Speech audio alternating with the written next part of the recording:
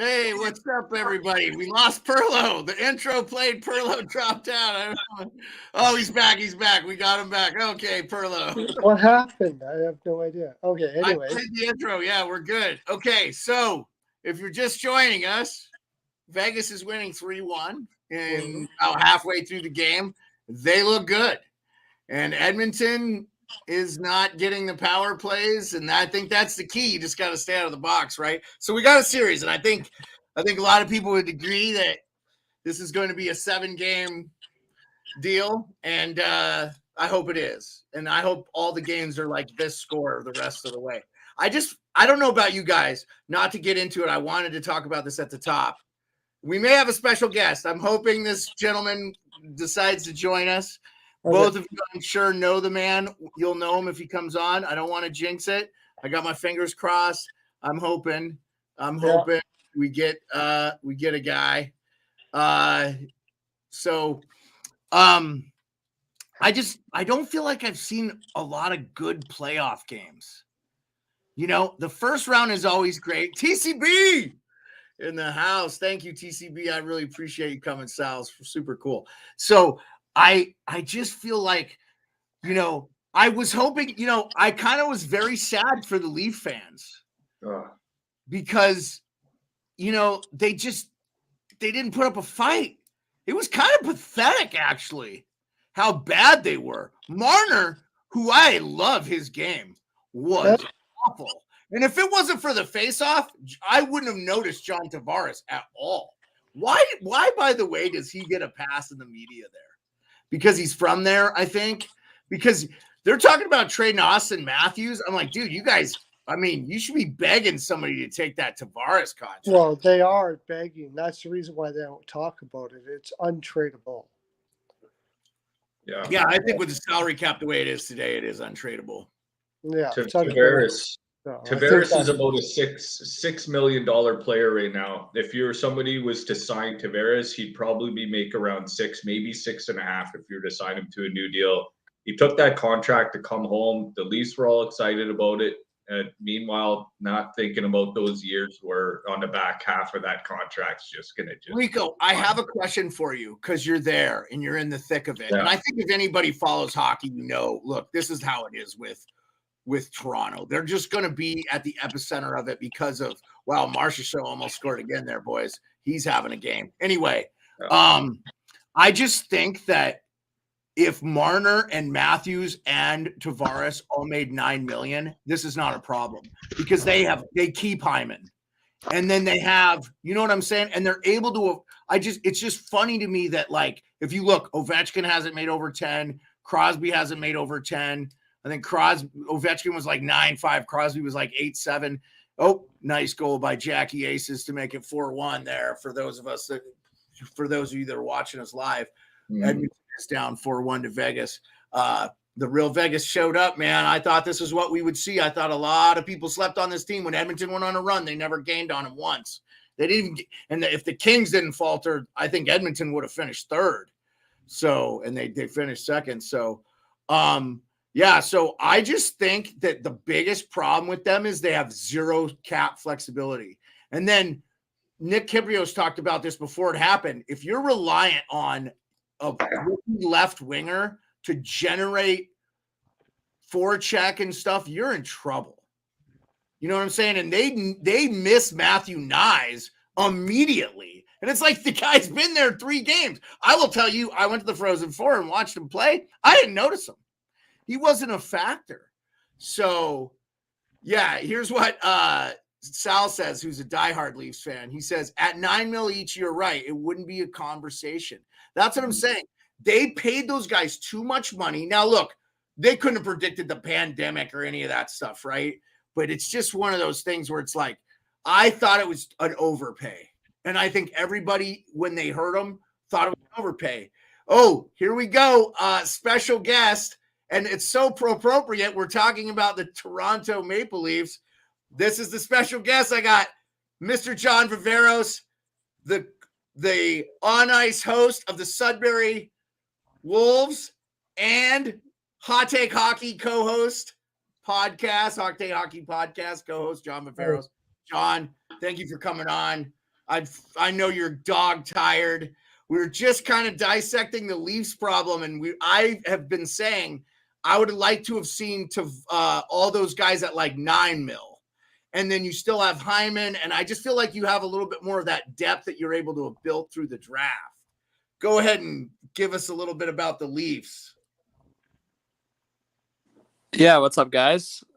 Yeah, I don't know, man. Down 3-0. I'm not feeling the greatest on it, but I'm kind of with you on that. I feel like the Kadri one was tough because of the suspensions, but right, like looking at the Hyman situation, I feel like Dubas will probably look back at that as one of his bigger mistakes. I feel like right now Yarncrow's done nothing. Like the stars are the problem, I'd say, but Yarncrow's done nothing in that top six to help the cause. So I feel like if Hyman was there, probably a different situation. But yeah, I don't know. I think the Leafs could probably steal a couple in this series, but winning 4 in a row, I don't know. Yeah, dude. I honestly, my heart breaks for Leafs Nation. I know you guys get a lot of hate, and I do think the idiots in Leaf Square deserve a little bit of heat for chanting they wanted Florida. I heard they also said they want. I also heard that there was "We want Boston" chants too. So yeah, like afterwards on the street party, like to like offset the people saying we want Florida. Some of like the older fans were like, "We want Boston," because like it was just a bad look from the start, man. Like even me and my siblings were talking about it going into the series. It's like, you guys got to chill, man. Like this is a Florida team that just beat the President's Trophy winners, came back from 3-1. Like those 3-1 comebacks. I mean, I'm looking at the Leafs down 3-0 and almost not impossible. It's happened, but like a 3-1 comeback, you win that game 5. Like a lot of times, man, teams come back from that 3-1 hold. Yeah, I think 3-1 you don't think insurmountable, right? Especially in today's NHL. But 3-0, it's only happened like twice, but it has happened not that long ago, right? So I think Philly did it to Boston and Boston did it to Philly, or so it's just the Kings did it too, did they not? They did it to the Sharks, did they not? I think the Kings did it to the Sharks. I think it's happened 3 times in hockey in the last like 10 or 15 years is down 3-0. So if Leafs win game 4, you just never know. It's like Kevin Millar. He's talking about the 04 Red Sox. Let us win one. I just thought in here, I know, John, you've talked about this ad nauseum, and I don't want to keep you very long because I know you've had a long day. And I mean, dude, honestly, man, when I spend time in Florida, I'm like, I don't know how you guys do it on the East Coast. I'm so spoiled in Alaska. Like Rico's in Ontario as well. So it's late for him. Pearlo's mountain time. So we're just, and of course I'm like, I might as well be in Hawaii. So, I mean, I'm 4 hours from your time. So, I just kind of got the impression that if the Leafs got past Tampa, I thought their confidence is going to be up and they're going to play with, we have nothing to lose now. We proved the naysayers wrong. I didn't know they actually drank. I heard the Leaf fans party. I was like, yeah, let the Leaf fans party. They should party. They haven't seen a team do anything since like 2004. So, but I heard the players, I guess, tied one on too. And I thought, I just think that it didn't feel like they had the jobs not done thing. And I think I've been proven right by how they've played. And I don't think they've honestly, dude, I think the goaltending's been fine. And I know you get down on the defensive breakdowns. I just think Florida's been better. They've been more physical. It looks like the Leafs are just playing really passive to me. Like they have 0 forecheck. They're doing kind of what I thought about this today when I was kind of reanalyzing the Tampa series, which I thought you got outplayed 5 out of 6 games. Game 2 is the only game I thought. Game 6 you could argue, but I still thought you got outplayed. And I was at game 5.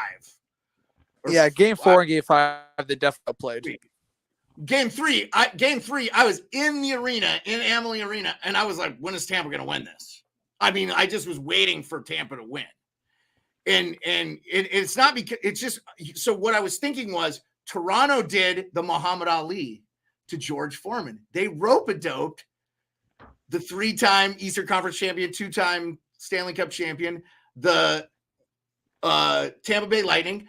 Tampa Bay looked great in all the games. They could have easily won. That series could have been a sweep or 5 games the way Tampa played. You guys winning the game 2 really was the only game I thought that's what I thought we would see the rest of the playoffs after this. It just felt like you did this rope-a-dope thing with them, and you're doing kind of the same thing with Florida, but you're even more passive. And I just think, oh, this is not good. This is good. Hey, question for the panel too. Evander Kane doing the fuck around and find out thing, you think that might be the turning point in the series? Because Vegas looks real good. And I wonder if he gets I personally think he should have been arrested in Vegas. Doesn't he know $8 million or something? It's like, if that was you or I, would be in jail. So it's like, it's funny what you can get away with as an athlete. But anyway, I just wonder, man, like, this could be the turning point of, we're going to look back and be like, oh, Evander Kane kind of, with the lady flipping him off and then him talking. I mean, I thought he landed some cheap shots on Kolesar just from what I saw. I didn't see it live. So anyway. I don't think it has anything to do with that. Okay. The Oilers have to give full bore speed to play their system to beat Vegas. Yeah. And be on the power play. Which they did last game. But they can't do it 2 games in a row. This is going 7. They can't do it 2 games in a row. Well, Pearlo, I think you and I were on this. You didn't want to pick it or bet it, but I thought Vegas. Let Hot Take Hockey just comment on this series. And then, John, I really appreciate you showing up. I don't want to keep, I said 10 minutes.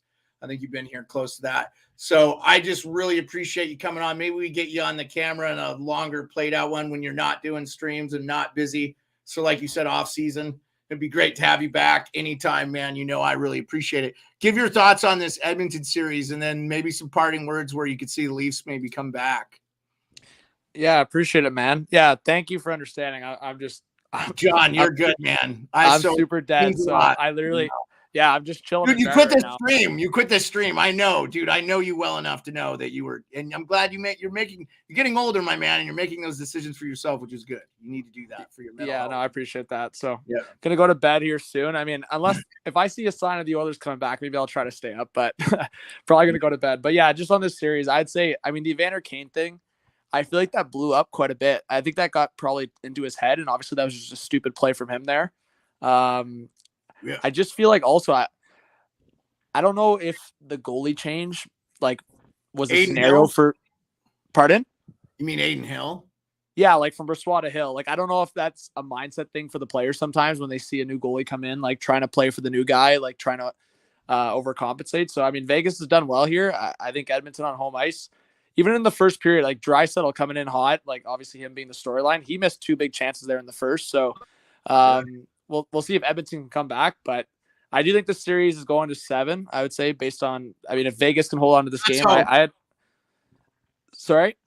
I said, let's hope we get a 7-game series. Yeah, let's hope we get a 7 because the other ones could end short. But yeah, I mean, to me, I had Edmonton in 6 prior to the series, but I think Vic push back right now. If they can hold on, then I'm locking in for the 7-game series, and hopefully we get at least one of them. But yeah, man, I think McDavid's got a. I mean, people said he wasn't showing up, and he got 3 points last game. But I think we come to nobody that was watching the games thought he. I mean, he was showing up. People that are paying attention. Yeah, he was showing up. But what I'm saying is, I think we've come to expect the 4-point nights or the 5-point nights of McDavid in the big games. So I think at this point down in the game. He hasn't had to because Draisaitl stepped his game. No, I know, man. I mean, McDavid talked about him being the star the other night, but yeah, I feel like for them to come back in games like this, it's got to be the McDavid show. Yeah. Last parting shots on your Maple Leafs? I mean, I feel like it was pretty pathetic effort in game. The overtime was a good example of how passive they were playing. I mean, they just let Reinhart go by 3 guys, basically uncontested, I thought, and they're just not laying the body. They're not doing anything. And I heard Nick Kiprio say today, it's just you can't try to change the team now. You just have to let them be who they are. Yeah, man. Sorry if I cut out there. I was just going to say, man, Matthews and Marner, regardless of the production, and honestly, that's why I was being careful on criticizing Matthews. But after seeing his body language in game 3, now I'm going to have the conversation on Austin Matthews. Because after the first couple of games, I felt like he was more engaged. That third game, it looked like a guy did not give a shit about that hockey game. Being down 2-0 in the series. I really got that same impression, John. I was actually really glad I didn't realize you turned it on for the overtime. I missed you streaming. Sorry. Last night, guys, if you want to, there's not a better person to watch this hockey streaming with than Hot Take Hockey. So anybody that watches I this, appreciate that, man. Thank you. if you're on, I'm on. I love listening to your breakdown. You're usually ahead of me, which honestly helps my anxiety. So it's like, oh, you're going to tell me what happens before it happens. And so I usually don't like watching you synced.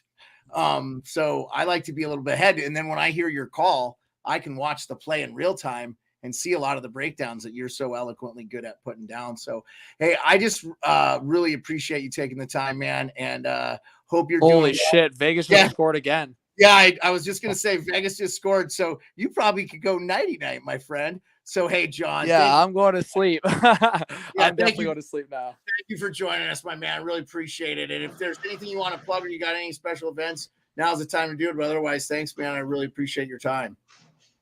Hey, yeah, man. Appreciate the support on the channel as always. And yeah, big shout out to Rico, Pearlo, and Jeremiah. Legends. Let's go. Thank you. Thank you, John, man. Take it easy, man. Sleep well. All right. Talk soon, guys. Peace. Yep. Okay, that was awesome. I was really hoping we'd get him on. I think this is appropriate. We don't have to pay that close attention to this game because it is an over. This last goal looks like it's going to. If this is turned, oh no, they're not overturning this goal. If they didn't overturn they are. Yeah, it looks like it. You've got to be kidding me.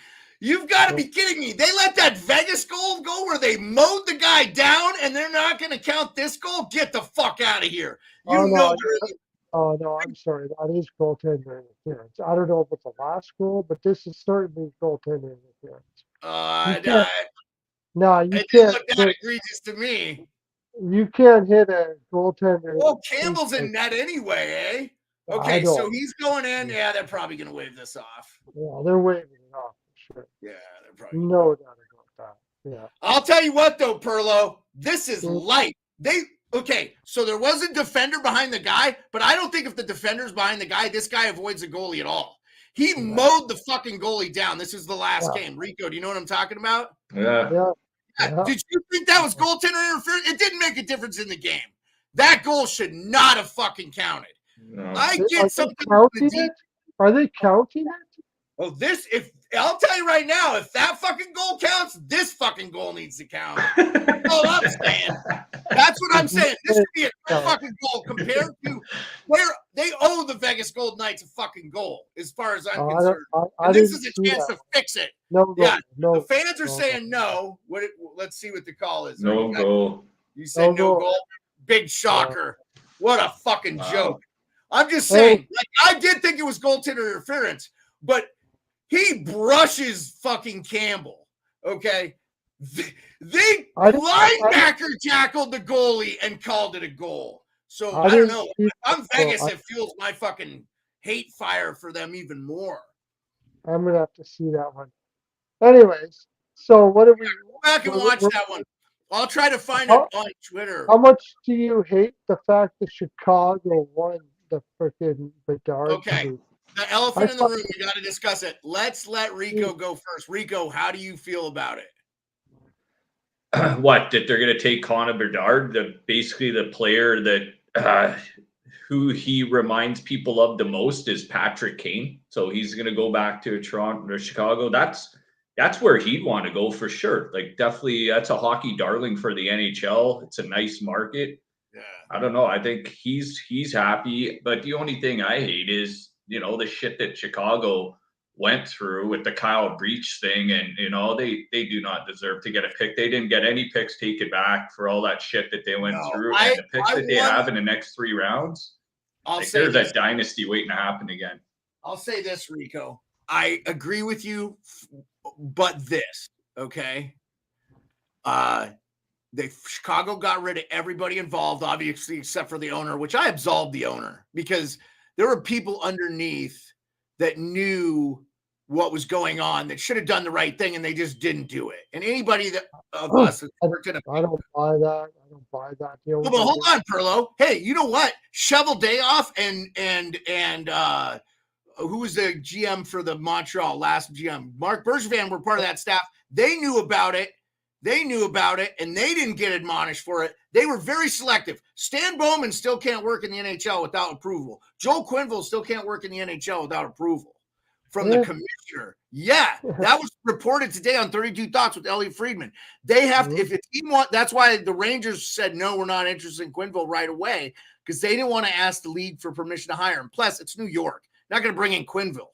Okay, he lost his job in Florida. He wasn't even with the Blackhawks. So I feel like anybody that needed to pay the price has paid the price. Now, yes, granted, but there are people underneath even Quenneville and them that knew that could have, there are a lot of people that did the right thing, did not do the right thing. So the Kyle Beach thing, notwithstanding, I get that. I'm with you. I understand the outcry. I'm with Rico on this. It's the number 3 media market in America. They showed a shit ton of Chicago Blackhawks games down here, guys, on the national broadcast because it's Chicago, even though they were dog shit. Okay, one of the best games on ESPN was Ovechkin got the hat trick, and I think that's when he got to 800. He passed Gordie Howe or whatever. He did it with a hat trick. That was a great game. That was maybe my favorite game as a Caps fan for the year, was that game against Chicago, and they were terrible. We all knew what they were doing. They were tanking for Connor Bedard, and it worked. I mean, and then honestly, they beat Pittsburgh, which I will always love, in the last game of the season, so they didn't make the playoffs, and they still got the overall pick. To me, that's the good karma they earned by keeping Pittsburgh out of the playoffs. So, because I was way more interested with Florida making it. What a trade that got panned, But anyway, to get back to Chicago, I see why everybody's upset, but I feel like Chicago did maybe not deserve the overall pick just because of how recent of success they've had. Arizona's never had a number 1 pick. What would people have said if they got the pick? Well, and they got number 6. So apparently the top 5 guys, it's a deep draft, but the top 5 guys, they say, are like almost set in stone. And Arizona got 6. So if they say there's a conspiracy with the NHL and the Coyotes, they're in. It was shocking all the way to 3. The only conspiracy would be for me now. And okay, if you want to talk conspiracies, if there was a conspiracy, it would be that the league really screwed over Chicago a lot. And they said, okay, just take the heat right now and shut up, and I'll give you the first round pick. There is something really crazy. I'll tell you what happened there in Chicago. The owner had a ring a long time ago. It had nothing to do with Quenneville or anybody that got fired. This was pure ownership nonsense, and he just bought his way out of it. Well, Pearlo, hold on, though. Pearlo, hold on. I know you two are in Canada, and a lot of Americans that might be watching don't know some of the underlying issues with the Vancouver Canucks ownership. Okay, and I also heard Edmonton Oilers ownership stuff from that guy. Yeah, not good things. Not good things. Yeah, like. But this one was especially diabolical because ownership in the league knew about it the whole time. Yeah, I mean, both of them, both the ownership of Chicago Blackhawks and the league knew, and they covered it up, and they fired a whole bunch of people and blacklisted them to cover up what they did. Well, yeah, I mean, the fact that Joel Quenneville and Stan Bowman can't work without shit about any of that. Yeah, I'm saying that Joel Quenneville and Stan Bowman should not be banned from working in the NHL. They have paid the price. They both lost positions they were in. They paid the price for nothing. They didn't know anything about it. Yeah, I mean, I'm not gonna. I mean, I read the article from King. Was it King Campbell? I'm sorry, I cannot think of the author. I'll have to look it up, and I'll put it in the description after the fact. But I'll put a link to the article. But I do think they knew Pearlo. I think it's not responsible to say unless you have like sources or you have evidence to the contrary. No, that's not. I mean, if you're just editorializing, cool, but like I wouldn't go out on a limb. If they knew, so did everybody else. I think a lot of people knew. I heard Ryan Whitney talk about that guy. Everybody knew. The league knew. The Yeah, ownership. I think. Yeah, Chicago. I definitely think the NHL knew. Yeah, All I of it. mean, Pearlo. Here's the thing. Though, every year we have a controversy with the draft. Every year, there's some made up conspiracy theory every year. I just don't. I'm not buying it. I think if the league would have rigged it, Philly would have got him because Philly's in really dire straits in the U.S. They're a big market and they're not drawing shit, and it's bad because the Phillies went out and spent a bunch of money. They were in the World Series.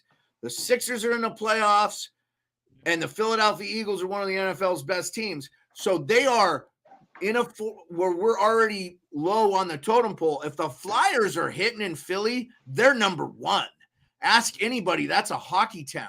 I mean, I heard Mike Richards talk about how happy he was to leave Philly and go to LA where no one knew who the F he was, because that's like a Canadian fan base in the U.S. and Philadelphia Flyers fans. There's very few Cavs fans, Bruins fans, Flyers fans, Penguins fans, diehards and show up. Those are the Canadian type fan bases in the U.S. Maybe Detroit. Yeah, I'd throw Detroit in there too. Detroit's probably their biggest problem has been just the economy in that area and stuff. But Minnesota, it's more college. But okay, let's do the final thoughts on the Bedard going to Chicago. I think that if you're Anaheim, you're not sad about Fantilli.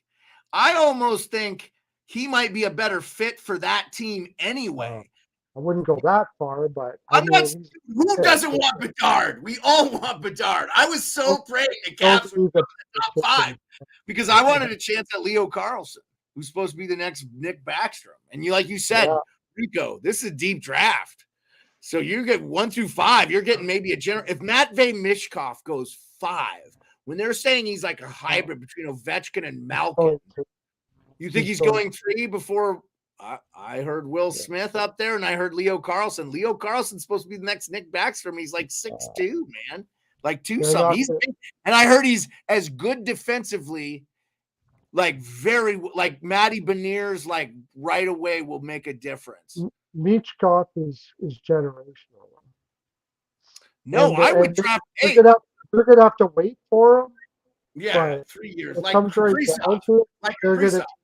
they're going to take the generational player. So who's number 3 is San Jose. So you think San Jose will take Matvei Michkov? Their rebuild has not really even started anyway. So they could wait for Michkov. So you think they'll take you think Mike Greer will draft Matvei Michkov? Okay. Rico, what do you think? What do you think? How is it going to shape out? I do think Fantilli goes 2. No question about it. I think Fantilli goes 2 too. So I don't know if William Smith might even go number 3. I don't know. I think Columbus might like him. I think as a fit with 3. Leo Carlson, though, you think Jarmo Kekalainen won't shy away from drafting a Scandinavian guy? I don't think. Wait a sec. Who's 3? Is it Columbus? Columbus has 3. Yeah, Columbus is 3. I thought you said San Jose. Columbus. No, Columbus is 3. Columbus is 3. Yeah, my bad. Columbus will go with the Swede because the Swede can play right away. I think they might go with Michkov, but I bet you they go with the Swede. Yeah, the Senate. Singsy, nice. Singsy retweeted. Singsy from the betting show that the Spit and Chicklets guys do, which, by the way, I'm repping Big Deal beer brewing stuff. Just that's a solid one. I know Pearlo's sober, which we this is water in a can, so we support that. And Rico, I don't know your status, but I'll have a beer or two from time to time. I'm having a couple Michelob Ultras right now. Nice. You're not going too hard in on it either. Then it's like a triple IPA. So I mean, I'll just say I'm really excited for this draft because I think it's a deep draft. Everybody said by all accounts it's going to be a really good draft.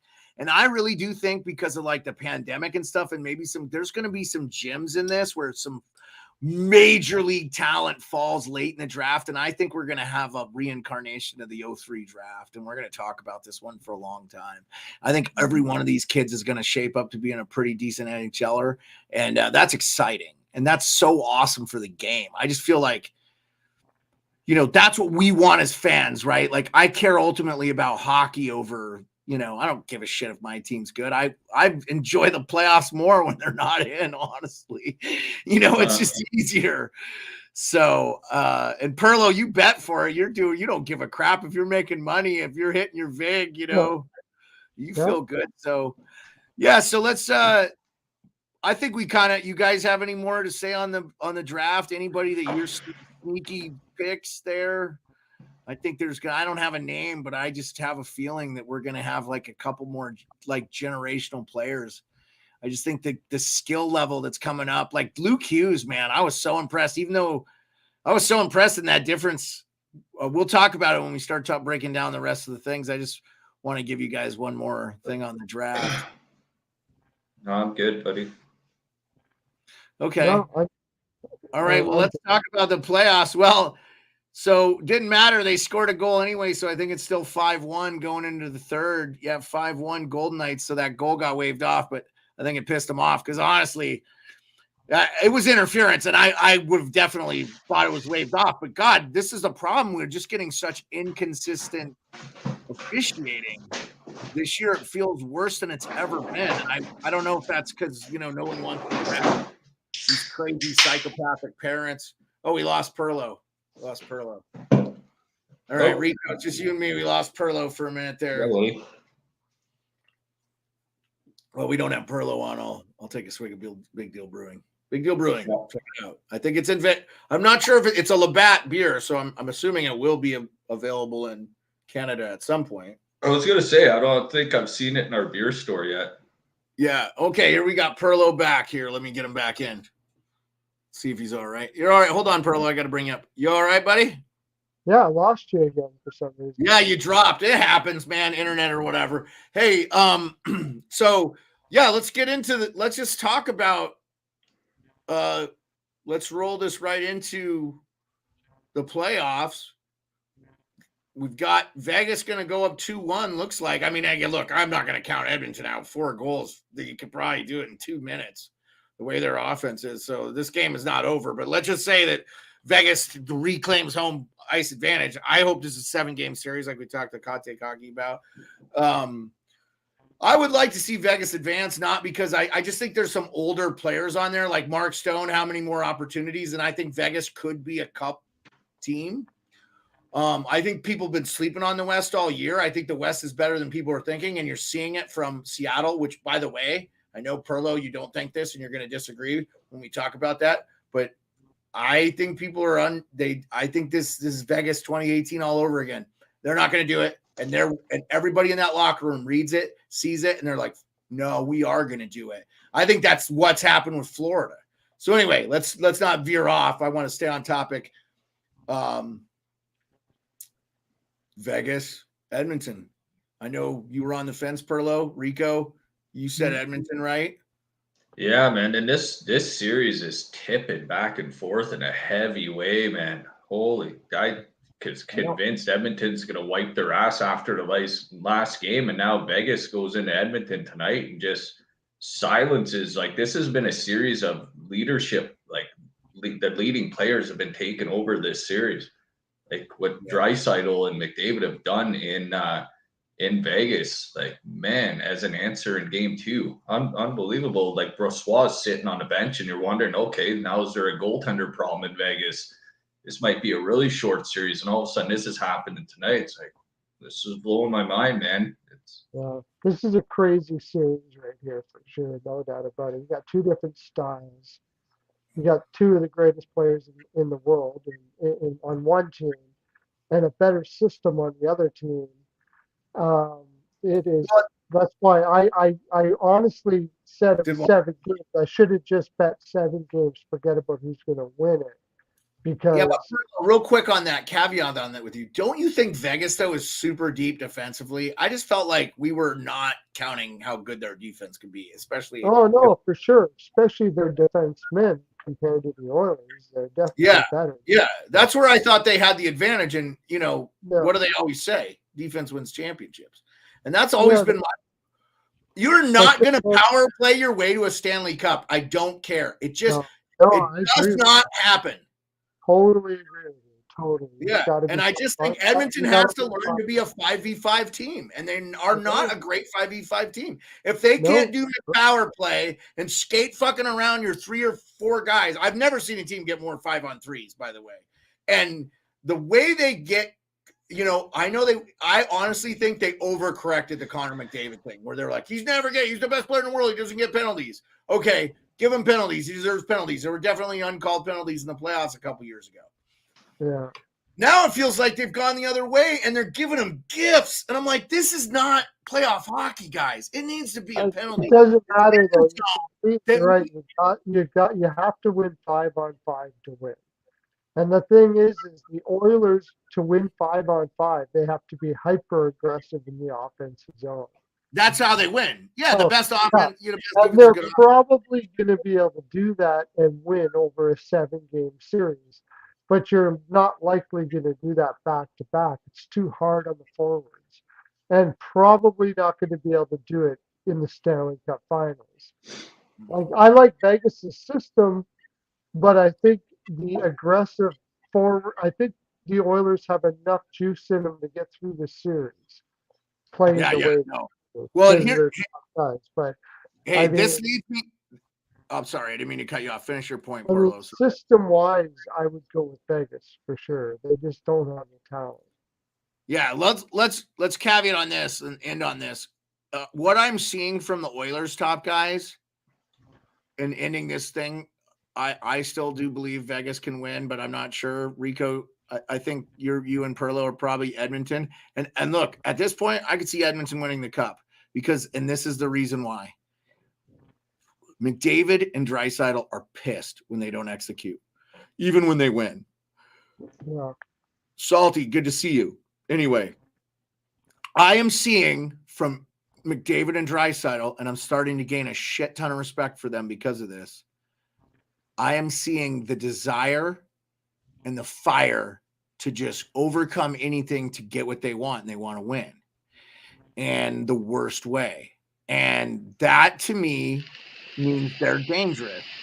This is what we're not seeing from Edmonton, Florida. Or sorry, the Maple Leafs in Florida. That we're not seeing that from the Maple Leafs, Florida. Let's talk about that series. Are the Leafs dead? I don't know how they come back.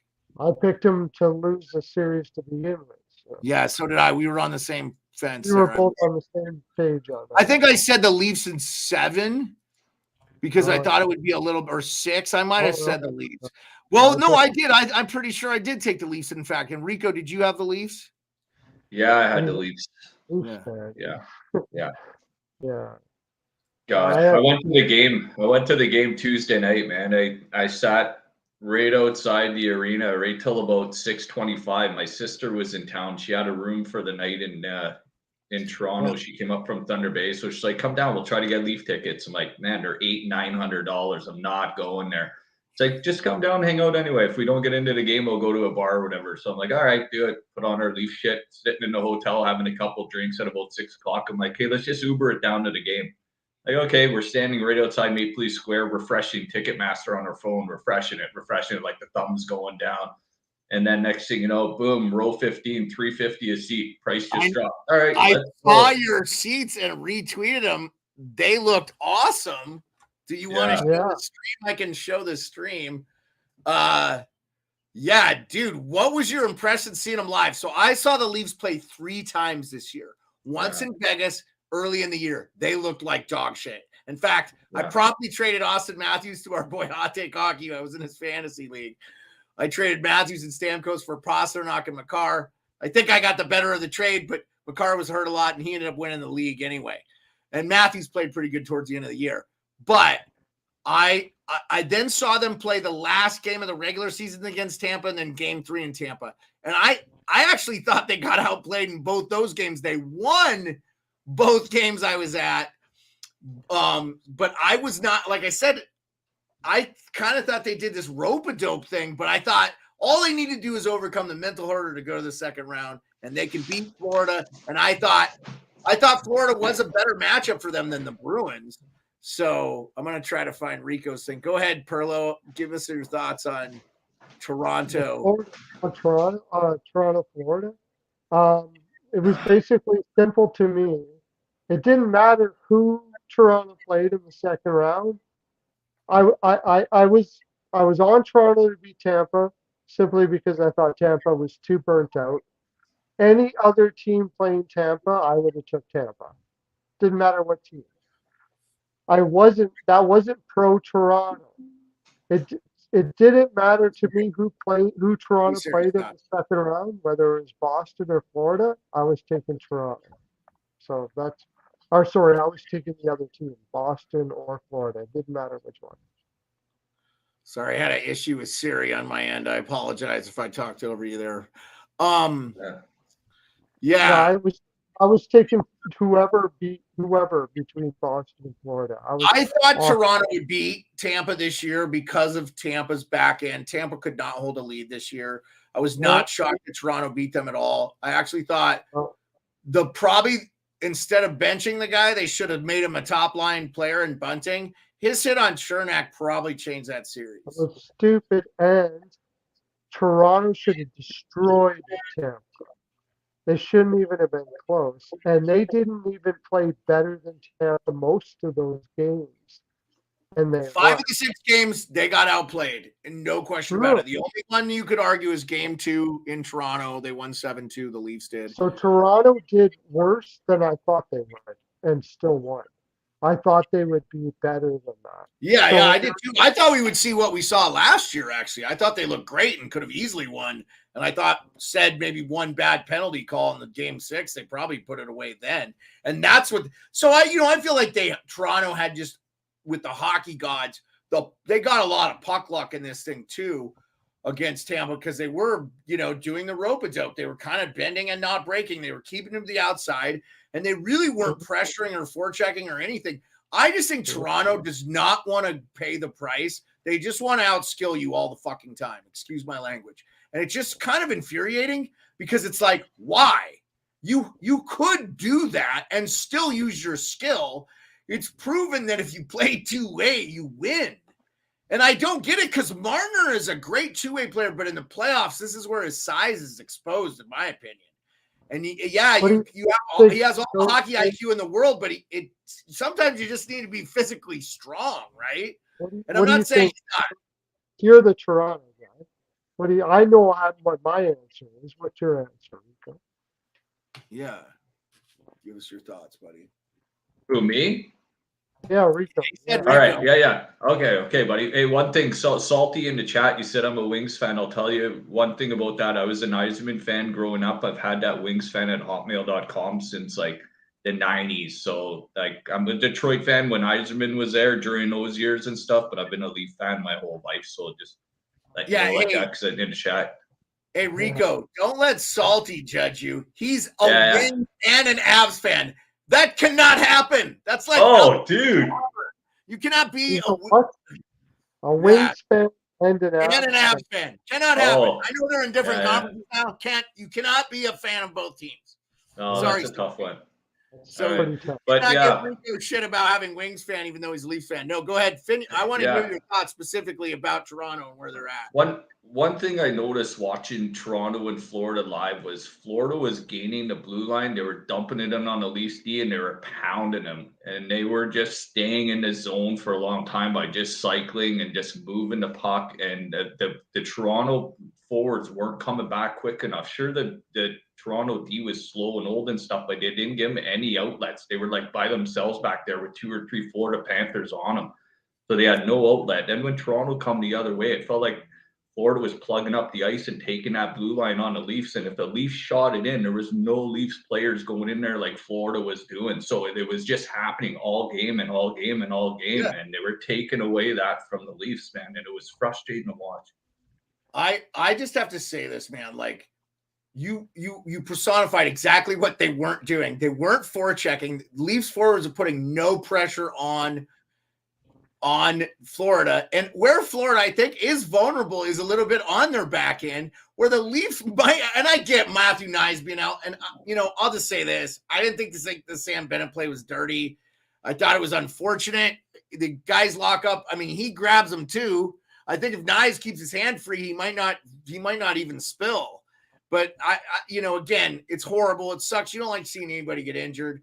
I do think the cross check that Bennett got fined for, he should have been penalized. Obviously, they missed stuff. But I'll tell you, this last game, they could have called 3 power plays in the last 2 minutes on the Leafs. Committed some really egregious penalties. The refs did not blow the whistle.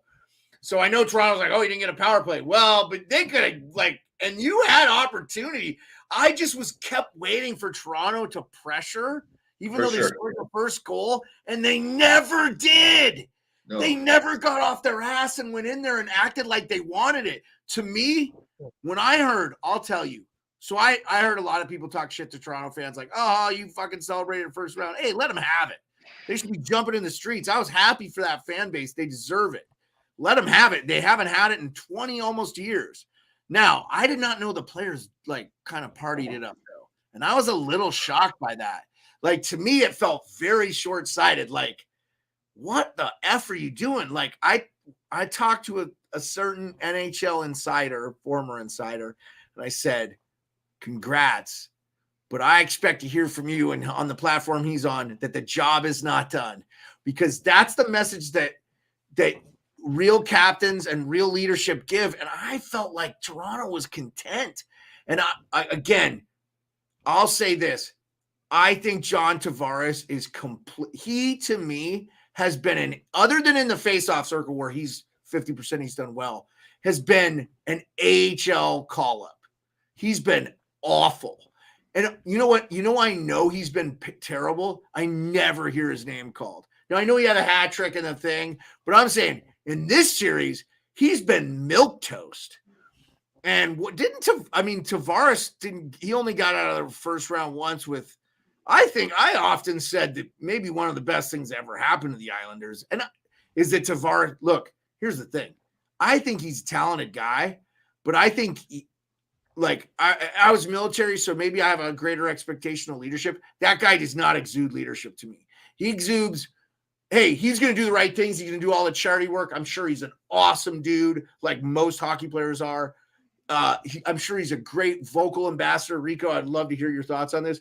But to me, that guy just is not read captain to me in the NHL. And we see an A on the other side in Matthew Tkachuk. I would follow that guy to the depths of hell if I was a hockey player. So I just don't. And then, it's like the same with Matthews. I like Matthews a lot. The Marner is the guy I think that should be the captain of that team. Just me. But TCB, who's a diehard Leafs fan, I appreciate hanging out. TCB, him and Hot Take Hockey went to Game 5, I think. 100% Tavares, especially in this series, has been slow, lacks leadership on the ice. Yeah, I just don't see it from him, and he should be there. Let's effing go. How many more years are you going to have this, John Tavares? I mean, especially you got that freak injury. What I expected to see from the Leafs in the second round, and it's really actually quite disappointing. And not because I don't like Florida. I love Florida, and I love their game. But, get out there and act like you've never been there before, because, hey, guess what? You haven't. And you have nothing to lose. I wonder. They could make this into a series. But I think the extra days help Bobrovsky. I've heard his off-ice routine is really regimented, and he does better. It's been proven because the guy has kind of been awful, but now he's been great. Well, why has he been so good? Well, he didn't play that much this year. He didn't play. They had Lyon playing most of the starts towards the end there. So he's rested, and I think he's in Matthews' head. Matthews could have some goals in this, though, at least. I've been hearing a lot of heat on Matthews and not enough on Tavares, in my opinion. And Marner was maybe the worst I've ever seen him last game. He looked like he didn't. Somebody said he went out and celebrated his birthday real hard, which I heard it was his birthday. That could have been part of the thing. Rico, let me hear you, brother. Speak to the Leafs Nation. Buddy, I'm not gonna criticize anything bad about the Leafs until they lose. When they lose this series, buddy, I'm gonna fucking go off on these guys because I know Matthews in that post game interview. He didn't look like he was engaged. He didn't look like he was pissed off. His head was down. He didn't want to fucking talk to any reporters. It sounded like he was ready to pick out his pink pair of shorts, hang out in Arizona with Bieber, and watch the next fucking UFC fight with him, man. I It think feels like they're all checked out. It feels like they're checked out right now. Nylander isn't winning any puck battles. Marner looks like he's fucking playing scared. Samsonov might have just quit on the team. I don't know if he's injured or not. I say Joseph Wall's probably the starting goalie. I would start. I don't even want Matt Murray near that fucking team anymore either. Buy him out. And you know what? The core four, who the fuck are you going to trade? Matthews? You're not going to trade Matthews. Tavares, you can't move him. You'd fucking throw him in a dumpster if you could. Nylander probably has the best contract of all of them, and Marner's over 100-point guy. But like, who's got to go, man? You got a core four, but what's worth putting that core of teammates together and you surround it with guys if the core four aren't going to show up when it fucking matters? McDavid and Draisaitl and those guys show up when it matters, so the pieces around them make sense. But when the top guys aren't showing up, doesn't matter who you get, O'Reilly, anybody. It doesn't matter who you get. Rico, I gotta ask you this. Ronnie's looking around going, who the hell are all these pussies? Like, he's like, I'm out of here. There's no way I'm coming. I'd love to hear an interview personally with Ryan O'Reilly when the playoffs are done, just to see what his kind of thought is about this so-called players that are going to take the Leafs to the next level. I'd love to be a fly on the wall. He's looking around going, there's no chance in this place.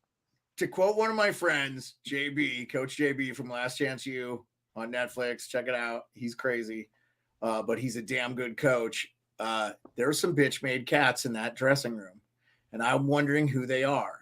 And I just think they need to acknowledge they are who they are. I never thought that roster was a Stanley Cup team this year. I thought last year was their better chance. I actually literally liked that team better last year. And they didn't have Hyman last year either, did they? I mean, no. Hyman's been with Edmonton for a while. I like that roster. I thought they should have beat Tampa Bay. And I'll tell you where I liked them the most this year, when Ryan O'Reilly was out. Ryan O'Reilly, by the way, has played a me. I don't want Hot Take Hockey coming after me because he's such a Ryan O'Reilly fan.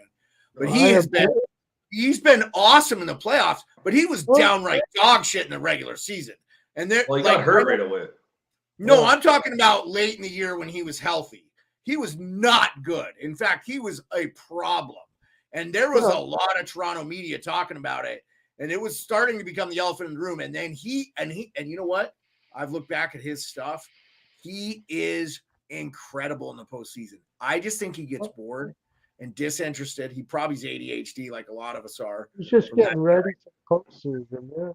Yeah, he's probably going back to St. Louis. He's going back to St. Louis. He'll take I'm talking about Morgan Riley. I'm talking about Morgan Riley. Ryan O'Reilly was dog shit this year too. And then I knew he would be good in the postseason for you guys. But no, Morgan Riley was not good for the Leafs this year in the regular season for a good lot of the year. And I know he was injured. But I'll tell you, when he was out, I thought the Leafs played the best hockey of the year that they played. If you go back and watch that whole season. With Sandin, and then they got rid of Sandin. Dude, which, by the way, he tore it up for my Caps. He was awesome. Yeah. And what I was so impressed with him? I was so impressed with his passing ability. His first pass, so crisp, and his receiving in the puck, too. And you're going to get Orlov back, too, I bet. Well, they might. Yeah, I heard Dimitri might resign with the Caps. So you're going to have Sandin and Orlov. We turned Orlov into Sandin. But if we get Orlov back, that means we got Sandin for free. Got them both. That was brilliant, too. Yeah, there's two things you need to win in the playoffs, boys. This goes for the Leafs. And they rhyme. There's skill and there's will. Toronto has a fucking skill, but they don't have the will. They don't have the coach right now. They shouldn't have brought Keefe back again this year. He's not a guy that fucking gets a message, a response from his players. You see them talking to him on the bench. They tune him out. They don't even fucking act like they're listening. I don't think they respect him. Let me ask you this question real quick, Pearlo. Sorry. Rico, he never fucking calls out the big guys. He's such a fucking hypocrite. He'll call out a shitbag fucking fourth liner guy, but he'll never call out Matthews, Marner, Tavares. He never fucking calls those guys out publicly. Coach. Overall, he's Yeah, terrible. he'll get in Bunting's ear on the camera, and okay, yeah, all right. Yeah, but But that's he- the only guy. He I won't know. shit down Matthews' neck. He won't fucking touch Marner. He won't talk shit to Tavares. And I think that's a problem. I think he lost credibility with that locker room a long time ago because he doesn't hold everybody accountable the same. And I don't care where you are, what line of work you're in, whatever. You have to do that. You got to, if you're going to treat everybody like shit, you got to do it for everybody. Then they all together, they might hate you. That was Daryl Sittler's thing, and Daryl Sutter. I'm sorry, not Daryl Sittler. Sorry, Daryl Sittler. Daryl Sutter, and that was definitely Mike Keenan's thing, right, Pearlo? I mean, Mike Keenan wanted you to hate him so much. Yeah, it's true. Yeah. And forget about the game on the ice. You wanted to win in spite of him, which I just think is hilarious. I wonder if he coached differently, how much better his teams would have been, honestly, because I do think that there is some things to be said. Look, Mike Sullivan's a player's coach, damn good coach. Let me go about Keenan there. Keenan, what he would do is, yes, he would make every player hate him and see what their response was. And those that weren't able to forget about hating him enough to play the game was the players that they wanted. You see, it was his way of figuring out who had the balls and who didn't. And if you couldn't understand what he was doing, you weren't smart enough or tough enough to be part of the team. That's what he did. And that's what Sutter does too. Unfortunately, it doesn't work nowadays. But it did for a little bit for him back in the day. Salty has a question for you two. I'm going to let you two answer it. Let Rico go first. Would you want Dubas back, Rico? I don't like Dubas's loyalty, man. His loyalty goes back to signing fucking Jesperi Kapanen and Janssen. Go back to those days. Those guys were unproven when he gave those guys over $3 million each, $4 million. I don't know. I think Dubas was a little bit too loyal with Keefe as well, too. I think Keefe's gone. Dubas is gone. You clean house right there because that's his guy. I don't think you keep Dubas there, even though he did a good job. I just hate him that he's just a little bit too loyal to the guys. I think if Keefe goes, Dubas goes. I do. Yeah. I think they go. I think they both go as a pair.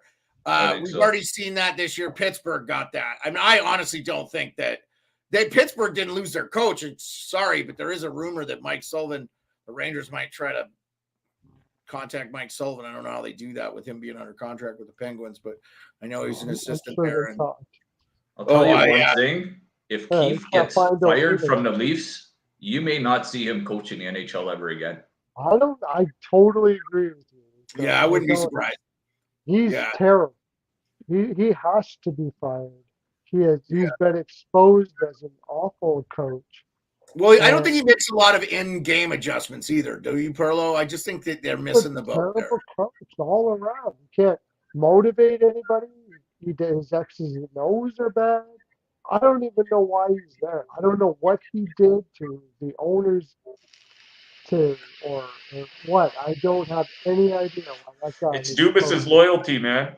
And that's just going to get him fired because he's going down with Keefe. It was the two Greyhounds GM, right? And he's had a lot of. Most of those guys are Greyhound guys. Justin Hall, or no, he was a Marley guy, not a Greyhound guy. Sandin was a Greyhound guy. That's why I was surprised he got rid of Sandin, but he gave him to Washington because that was going to be a good situation for Sandin. So he did him a favor by moving. Well, and you got a first round pick. You got Boston's first round pick that we got in the Orlov deal. So that was a good move by Dubas.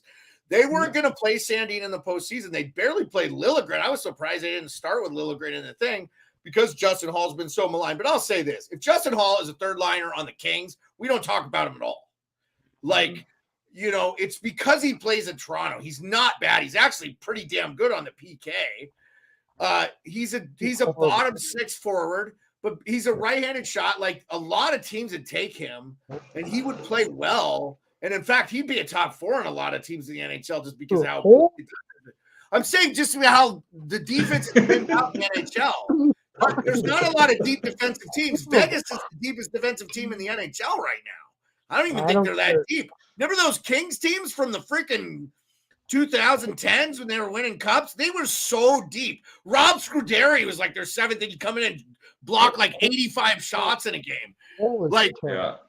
They were so deep. You know what I'm saying? I don't think you have the defensive depth right. And that's what shocked me about Boston. I said, Boston, if they have a weakness, they don't have the defensive depth to maybe do the run. Then they go get Orlov, Hathaway, and Tyler Bertuzzi, which Hathaway and Bertuzzi are like straight stone-faced killers on the defensive side too. So it's like they play corporate over Grizzly. Like it's like you want some of these. There's no way in the world you play. We already talked about their missteps. I don't want to revisit that series, but you've already kind of been on that too. I'm with you. Like I get Corbett and Hole are the same. Yeah, and I'm with you. I like Grizzly. You brought up a really good point, Rico. You brought up a really good point. Hole is from the Toronto area, right? Somewhere around there. Who? Hole, defenseman for the Toronto Maple Leafs. Hole. No, Justin Hole's an American kid. He's from America. He's okay. Yeah. Somebody's got to be paying Toronto to get him in the lineup. Well, Rico called it already. He already said that by the way, he was a Blackhawks pick, but and he attended the University of Minnesota. I didn't realize he was 31. So he's probably he's from Tonka Bay, Minnesota, my friend. Tonka Bay. So probably that's where he's from. I knew he was an American kid. Yeah, he was a second round pick in the second round by the Blackhawks in 2010. So he's been around a while. And he won a Calder Cup, I think, with the Marlies. I think Dubas was the GM for that. So he's one of those guys that was part of that Marlies team that won. And I just think, and Dubas is loyal, and it's to a fault because he's been loyal to Keefe and he's been loyal to certain players. But Justin Hall is not the reason the Leafs are losing this series. And you would think, if you get into some of these Twitter threads, that he's the worst hockey player ever. And that's just not the fucking case. Mark Giordano has been outright awful in this series and won't get called because he's a Canadian legend. And I just don't get how the media in Toronto selectively fucking crucifies one guy and then completely lets guys like John Tavares and Mark Giordano off the hook. And look, I get it. Those guys are great guys. They're awesome human beings. They're fucking terrible hockey players right now. And they should be called it. And they've been worse than Justin Hall. It's not fucking fair to Justin Hall is probably the same thing. I mean, it sickened me to hear that Leaf fans threatened the referee Wes McCauley's family and shit. Like, how fucking retarded is that? You should go to fucking jail if you threaten a Forbert and Hall are both dog shit, is what Hot Take Hockey says. Yeah, but like, if you threaten a referee, look, I say there's been shitty calls. I never wanted to kill a ref. I had the opportunity to talk back and forth with Tim Field. It's probably just some offhanded comment from some drunk dude from Dundas. You know what I'm saying, though, Pearlo? That's in their heart scares me, bro. Because that's why the refereeing isn't good now, because they're so hard on the youth levels and nobody wants to continue on and become professional refs because it's not worth it. Oh, dude, I went to youth hockey games, man. My little cousin came to play in a hockey tournament. And man, in the crowd, the parents are screaming, yelling, and man, the refs are under so much pressure. I don't think I'd ever want to be a ref. I used to umpire back in the day, $5 a game back in Montana where I grew up. We didn't have hockey, but I baseball umpired. And if a parent was flipping me shit, I just threw them out of the game. And they left. Well, I was like an 8th grader. What was I going to do? You know, I was getting $5 a game. Like, they could have kicked my ass, but they would leave. I'd be like, get out of here. You got to leave. And they left because they realized they were taking life too serious. It was like the old Bill Hicks thing. You're taking life too serious. They would realize that they're being idiots and walk away. Yeah, I mean, it's fucking Montana, not Babe Ruth baseball. Like, we didn't even have a high school team. You know, like, get the fuck out of here. But anyway, so guys, if you know, I listen to a shit ton of Toronto media. If I'm not drinking in hockey content like 20 hours of the day, I don't feel like I've had a fulfilled day. And now with all the stuff at our fingertips, I don't have to wait for a 2-second, juicy bit on the AM radio here in the States. Yeah. And what did it for me, man, was the year of the Tom Brady Deflategate. I said, I'm done. I can't fucking do this. I don't give a shit about football in the summer. I don't want to hear a damn thing about it. I want to hear about NHL free agency. So I started listening to Leafs Lunch. And I also listened to Low Tide in Edmonton. I listened to Leafs Lunch and Low Tide. So I was listening, and Jack Michaels used to call games in Alaska, so I've always been a huge fan of him, and I love him. And there's some of my fondest memories watching the ECHL Alaska Aces winning championships, the Kelly Cup, and the 3-time Kelly Cup champions. Rest in peace, Alaska Aces. Jack Michaels used to call the games on the radio. He was fucking outstanding. And Scotty Gomez. Yep, Scotty Gomez played for the Aces during the lockout. That's the only reason he was ever there. Yeah, but he never went back. Obviously, he never came back after he retired from the NHL. I think he played a little bit in the A, but I think after the A, he was like, I made $49 million. What am I doing? Yeah. So, yeah, Scotty's a great guy, by the way. I know Scotty a little bit. He doesn't really know me, but he's from the area. He went to the same high school as my wife and stuff. So he's a great dude. We have a bunch of really awesome Alaska hockey players, Brandon Dubinsky, stuff like that. I know his brother Bobby personally. He's a good guy. I've served in the military with him.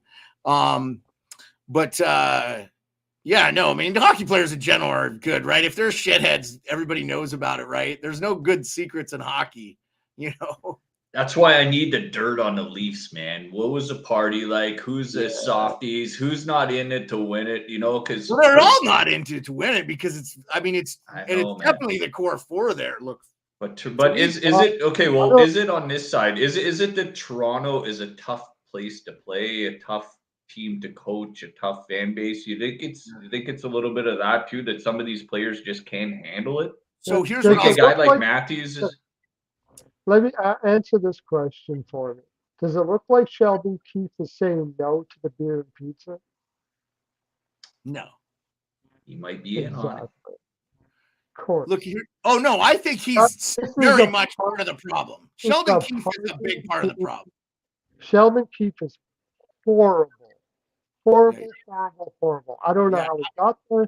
I don't know what he's got on the owner. I don't know what happened. But the Babcock days were Pearlo. He's not an NHL coach. He's not an AHL coach.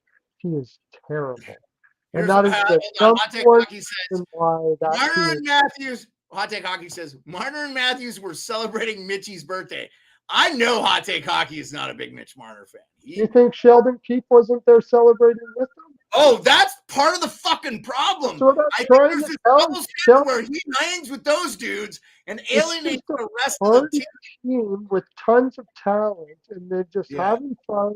They got millions. Sheldon Keefe got bought into the position, and they're having a good time, and they hope they win. That is the problem with the Toronto Maple. Yeah, I'll just say this. I think they got pressured into firing Babcock after the Johan Franzen stuff came to light. And that it sounded like he was a little bit of a bully. Now, I will say this. I think you had a lot of millionaires there. I think you had a lot of millionaires there that didn't want to do what Babcock wanted them to do, so they found a reason to get rid of him. Well, and I'm not discrediting that, Pearlo, but when I hear players like Mike Commodore talk about Mike Babcock, he sounded like a cocksucker to play for. And I think that today's youth ain't gonna play that way, man. They're just not. Like not a Mike Keenan type of cocksucker, like a real cocksucker. Keenan no, I mean like. Wait a sec, before you go on, you want to see some serious shit that. Look at what Sal says, real quick, Pearlo. Sal says Mike Babcock called out Marner. Tortorella in Toronto would be the powder keg that would blow the. It would be. There is no way. I worry about his ego a little bit in that environment. No, I'm sorry. Toronto, if you can't play for Tortorella, you don't play. You shouldn't play at all. The guy is a genius. I love him, man. I think he's a great coach. But there's no way in hell he would be able to coach in Toronto, and that is the problem with Toronto. Real quick, I want to say what Sal said. He says, Mike Babcock called Marner out. When he was fired, maybe he was right. Hot Take Hockey says they found a guy to protect Marner, Matthews, and Nylander from hurt feelings. 100%. You never he'll keep all those guys as a carpet. And you can throw John fucking Tavares' name on there too, Hot Take Hockey. I know you fucking conveniently leave his name on because he's a Portuguese brother, but fucking John Tavares is a fucking shitty captain. And I don't see, he does They're not all- exude leadership. They should have taken the C and gave it to Ryan O'Reilly the day he showed up. They And have said, no we respect you leadership so there much. at all. You captain No. the fucking team in the Stanley Cup. You're the Conn Smythe. You're a Selke winner. You're exactly what exemplifies what we want this roster to be. Here's the C. And John Tavares could have done it publicly, and everybody like, what a great guy John Tavares is. And you know what? Everybody would have been right, and they would have done better. And I'm serious, man. You're true, man. John Tavares contract is right from milk the beginning. toast. He's milk toast. John Tavares' contract right from the beginning was horrible. Right from the Yeah. beginning. Well, It Everything. got the Leaf Nation excited. It got them excited because a player was coming home, a top player in the league, and then once it started sinking in, the years and everything, I don't know, man. It had Leaf Nation pretty excited when they first signed him. Oh, But no, then I know. after And they he's got- a Toronto kid, and it's awesome. And we thought Stamkos was going to do the same thing. Here's what I'll say, and I'll say it again. I think their roster would be fine if those three guys, Marner, Matthews, and Tavares, made $9 million. They'd still make less money than Ovechkin and Crosby, which rightfully freaking so, because they've done nothing that those guys have done. Nothing. I mean, Matthews had the heart thing last year. That's starting to look like a one-off. I thought he should have been a Selke candidate this year. He's pretty good. And Marner definitely was a Selke candidate, right? And he deserves to be. I think Marner, other than Mark Stone, you don't see that great at defending wingers ever. And Marner is that. I mean, he's essentially a right wing, right? But I was impressed with that. And I did think Marner, by the way, should have been the captain this year. And he played. This is why I expected, because I was like, this is Marner's team now. He's grown up. And I did think he was not held accountable. And that is exactly what's happened. And you heard it. Keith didn't call him out. Now, look, I get it. You want to exude no panic. You're down 3-0, and it's only happened 3 times in history and like 4 times in all the sports combined and 3 in yours in the last 10. But you're done. No, Latte Kaki says Leafs in 7, belief. Man, I would love it for you guys. I don't think there's a more deserving fan base, Rico, than your Toronto Maple Leaf fans. You guys deserve to see better. I would have loved to have seen you go on and win a Stanley Cup. Would not have bothered me at all. In fact, I would have loved it because I know so many great Toronto fans, people that work in that. And that is like the mecca for you guys. And I know like everybody goes, oh, Montreal and stuff, but that is the #1 media market in Canada. And whether you like it or not, and I know people hate the Leafs because they get a lot of coverage, but it is what it is. It's like fucking the Yankees here. You know what? I don't think people hate the Leafs because they get a lot of coverage. I don't think that. I think they hate the Leafs because they get a lot of coverage and they're considered the center of the hockey universe, and they've sucked since 1967. If you were the Yankees, that would be fine. If you're winning all the time, we're with you, man. You can call yourself that, but they can't call themselves that. Rico, I have to ask this, though. I have to ask this to Rico. Rico, I also think it's a city mindset because they worship the 93 Gilmore, that team. That's how I fell in love with hockey, man. Andre Chuck Gilmore, Dave Ellett, like that 93 team that almost beat the Kings and went on to the finals. And how great would it have been if Montreal and Toronto played the finals and maybe Toronto wins and they end the doubt. But that team didn't even go to like fucking Stanley Cup and they're revered in that town. I feel like Toronto has such a narrow, they should be thinking one thing, Stanley Cup. Like Stanley Cup. That's it. Who cares about the first round? We want to win a Stanley Cup. We're like, just take a head on. Like you have to. Like, Boston did when they were down 3-0. They got to be like, we got nothing left to lose. Let's just lay it on the line. And if they win one, they could roll. But I just think they did not have Stanley Cup. I think they said beat Tampa. I think they beat Tampa. It's a loser mentality. If you're not playing to win the whole thing, why the hell are you playing? And that's what they look like, a team that's not playing to win the whole thing. And if I'm a Leafs fan, like you said, if they lose, you're going off. I think there will be major changes. I think you will see a new GM and a new coach. I wonder about Shanahan. I haven't heard much about him. I wonder if MLSC just wipes the floor clean. I think they should do a modified rebuild and maybe try to get, first of all, maybe see if Arizona can take Tavares' contract and sauce on the Boston pick because you're going to be late in the round anyway. And just go ahead and lose that pick, but get Tavares off your books. I think he has a no trade, though. So I think they kind of really even if they fire Dubas, I don't think it's fixable quickly. and you might lose Matthews to free agency because of that. And I wonder. And honestly, I'm not saying I'd let him walk, but I think he needs to be on a team with a guy that is taking charge, that's telling him what to do, and I think he would do well. And I love his game. I love his shot. I think he's an amazing player. He'll be a Hall of Famer. He'll have 500-600 goals. And I think he's a much better two-way player, but he's very passé. He doesn't get credit for. He got physical in the Tampa series, and I liked seeing it from him. It was like, hey, I'm going to fight back. I'm a 6'3", 230-pound guy. You're not going to push me around. And I like seeing that from him. So I feel like he has the capabilities, but he just doesn't have the – and I'm fine with him. I think he just thinks a lot of it's so trivial. That's why he doesn't – I don't know his entire upbringing, but I'm assuming it wasn't always meat and potatoes for him. So, he might just think that stuff on the ice is just – I just think you see a lot of – I kind of had that same impression with Draisaitl. I've seen a lot more fire in him now. But Edmonton's on the power play, by the way, with 4 minutes to go. And, wow, I can't believe he didn't score there. Jesus. Would you say the Leafs got outplayed in every game against Florida in this series? I would say that.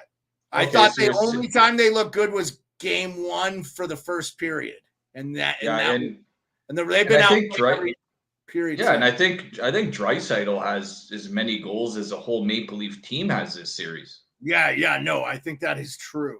And so Toronto's been outplayed in 8 out of the 9 games they've played in these playoffs so far. Rico, this is the problem too. They want to make excuses. Oh, Matthews hit the post.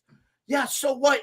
You make your own puck luck. Get in there and grind out some more ozone time instead of playing back and not putting any forecheck on, not pressuring. And I know Knies is a big loss for them. They put way too much on that kid. Yeah, but you and I both said before the series started, who's going to win the war with Florida and Toronto? It's going to come down to war. And who in Toronto is going to win a war? No one. That's the problem. I'll tell you one thing. There was a lot less pressure on Matthew Knies to just jump into these playoffs. The pressure wasn't on Matthew Knies. He could just go out there and fucking play. He started on the third line, moved them up to the second, bumped them up to the first. The pressure was on the core players in Toronto. The pressure wasn't on Matthew Knies. I think there was less pressure on him than starting the season with the Leafs. Oh, no, I don't think the year.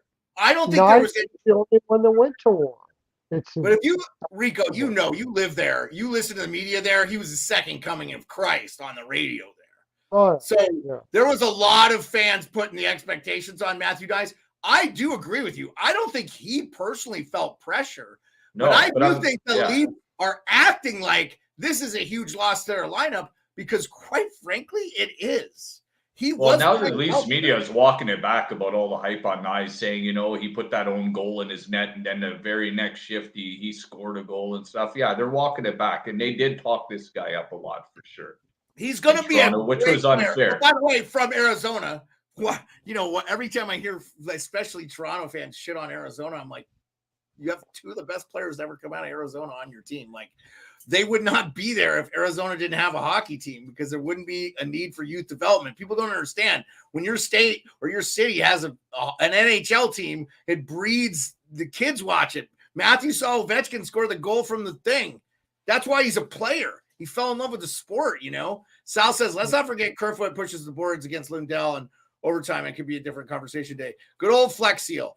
Another player they probably should have gave up on a while ago. I thought Hall and Kerfoot should not have started the season on the Leafs. And I thought Dubas was not busy enough in the offseason. And he could have made those deals. Ryan O'Reilly, you probably know. Achari, I thought was a good get. Like, that was a good trade. I mean, he got Ryan O'Reilly in the deal. And I actually thought Achari was going to be the more impactful player. And quite frankly, I'm not convinced that Achari hasn't been. Not because O'Reilly's been terrible. I actually have loved everything from him. I think he's been fine. He's been much better than he was in the regular season, like we talked about earlier. But my heart just bleeds for you guys, Rico, the Leafs fan. You guys deserve to see a winner. You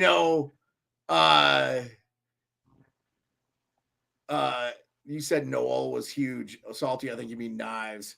I think he means Knives. Noel Achari. He's talking about Noel Achari. Yeah, Noel was a nice ad. I thought he was a good ad, and He's a pretty good centerman too. I actually was like fourth line center right away. I would have made him fourth line center. They need a top 6 heart and soul player that has been ingrained in the system. O'Reilly, you come in halfway through the season. They need some players like say you had Bertuzzi for a long period of time. Well, they need Ryan O'Reilly 5 years ago, Pearlo, is what they need. Oh, yeah, that would be fine. Brian O'Reilly's only, 32, though? He's 34, I think. He's 34. No, he's not that old. 32. Yeah, he's 34, I think. But No he's way. 32. He's 32. He's 32. He's not that old. Yeah, but he's looking older than 32. Yeah. Well, because of the way he plays. You know that those. But the thing is, if Matthews, Marner, and Nylander, and even those three, if they played like they do when they turn it up for 8-9 minutes at a time and they look fucking, the Leafs are just pouring it on, that's because of those guys giving the effort out there. And when they don't, the team doesn't do fuck all, man, because all those surrounding pieces don't mean nothing anymore. But they just got to do it for 60 minutes. Look, when they started, Matthews hit that post. They were flying out there, and you know what? And then it just came to a point where they scored the goal. They scored the goal. Lafferty scored. Yeah. They had 2 on ones. Lafferty scored on the second one. No, I mean, I thought they started fine, but then after that, it was like, we're going to win 1-0. No, you're not. And by the way, Edmonton's going to lose this game badly, 5-1 with 16 seconds left. I'm telling you that Evander Kane thing is a series-changing moment. And I think, and I'm not talking about him, what he did to Pietrangelo, because Petro's a big boy, and Kane got a penalty, and I don't think it bit him. They didn't score on it or whatever. But I think the stuff in the media and the stuff with the lady and stuff got a lot of coverage. Even here in the States, we saw a lot of it, and it was on everything. When it's on everything, it transcends the sport. And I wonder, man, like, this guy does not have this, like, most uncheckered past. He could easily, I wonder sometimes, it always reminds me of Daniel Carcillo with the Flyers fighting against Chicago. And I wonder if the Flyers win the Stanley Cup that year. I just wonder if the Flyers win the Cup that year. That was the year they came. You know more than I do. Did Kane Dirt come out outside of the ice? What are you talking about? He said, fuck around and find out, when he was, in my opinion. On the ice stuff. What?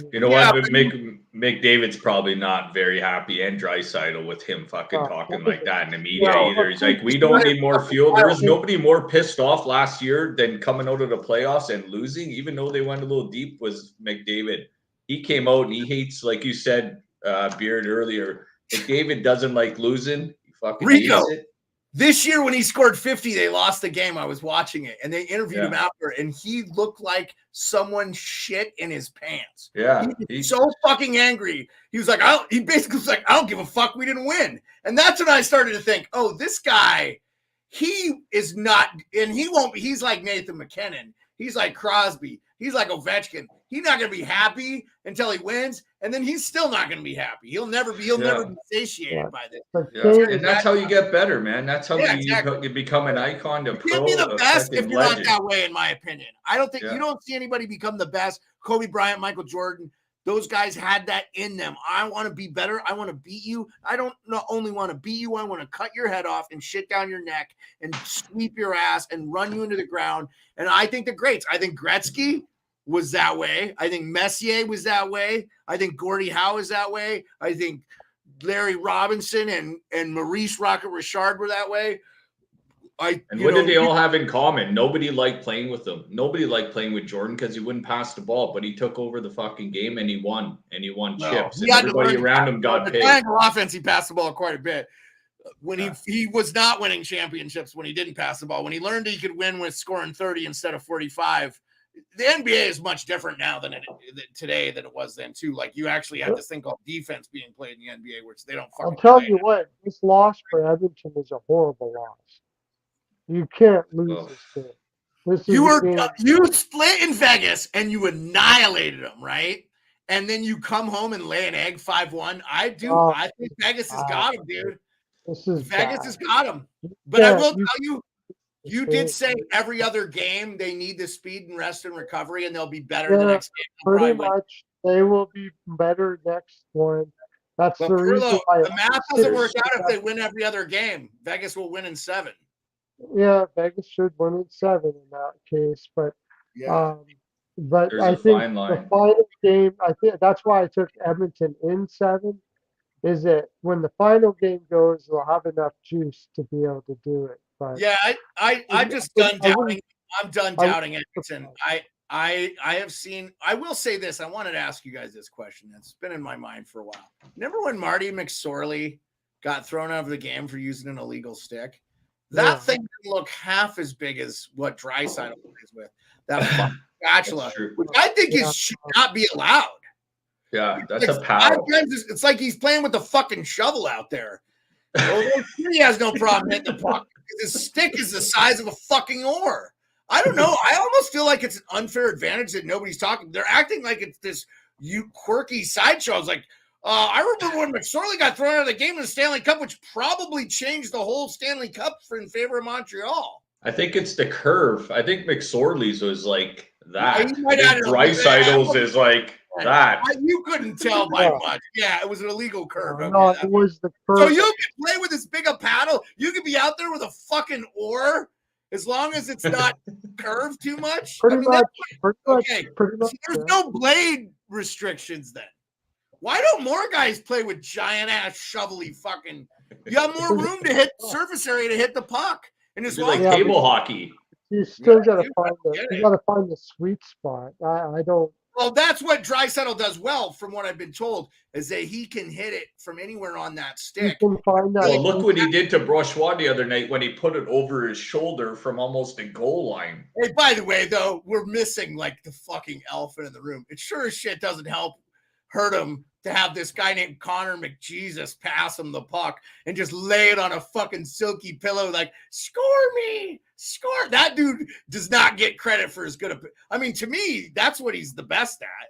His speed is amazing. And I think Evan Bouchard owes, what's his name there? Tyson Barrie a nice steak dinner for leaving town. Oh my God, does he? Hey, but Bouchard has played well for them, though. I got to give my boy Ray Bro credit. He's been on the Bouchard train for about 3 seasons. Play him. My buddy Peyton on the radio has been on the Bouchard train for 2 years. Yeah, I've been hearing lots of good things about him. Yeah, I'm not surprised. I was a little bit surprised how seamlessly he replaced Tyson Barrie. I actually think he's been better than Barrie. Oh, he was better than Barrie when Barrie was there. No, and I got you. What I'm saying is, I was surprised how quickly he was able to. I thought there would be some growing pain, but I didn't think he would be bad at all. Ahead of him ever. Barrie never should have been playing ahead. Well, that's why I think Woodcroft was a good move, and they moved on from the older coach. It's a little more set in his ways, and I liked the guy they fired. I thought Dave Tippett was a damn good coach. And you know what? Woodcroft is a good coach because he doesn't ream his guys out too much on the bench because the leaders fucking take care of that. Exactly. And they ream the other guys out. That's the problem there. Hot Take Hockey said it earlier. There's no fucking accountability for the core four. The core four never get called to the carpet. And really, in Toronto. Yeah. And you can see the guys take care of it. The guys take care of it in a room in Edmonton. It's McDavid, it's Draisaitl. You follow or you're not going to fucking be here. That's what I like from them. You're talking about the corporate four. You've got the biggest corporate organization for hockey in the league. And they market the crap out of those guys. And it doesn't even matter if you win, as long as they look pretty and make them seem like they are gods, everything is okay. And that's what's going on there in Toronto. Because any coach that goes in there, they can't do fuck all against them.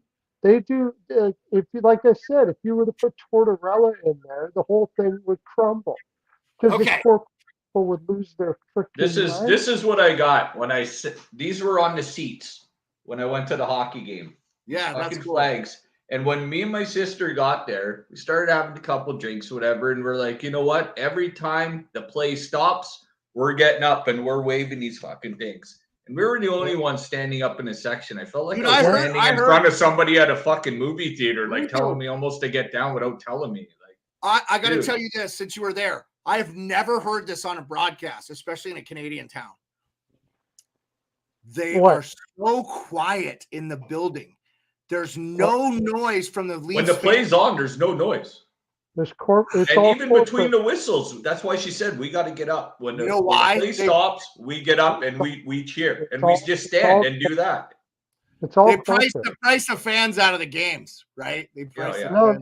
It's like literally the corporate.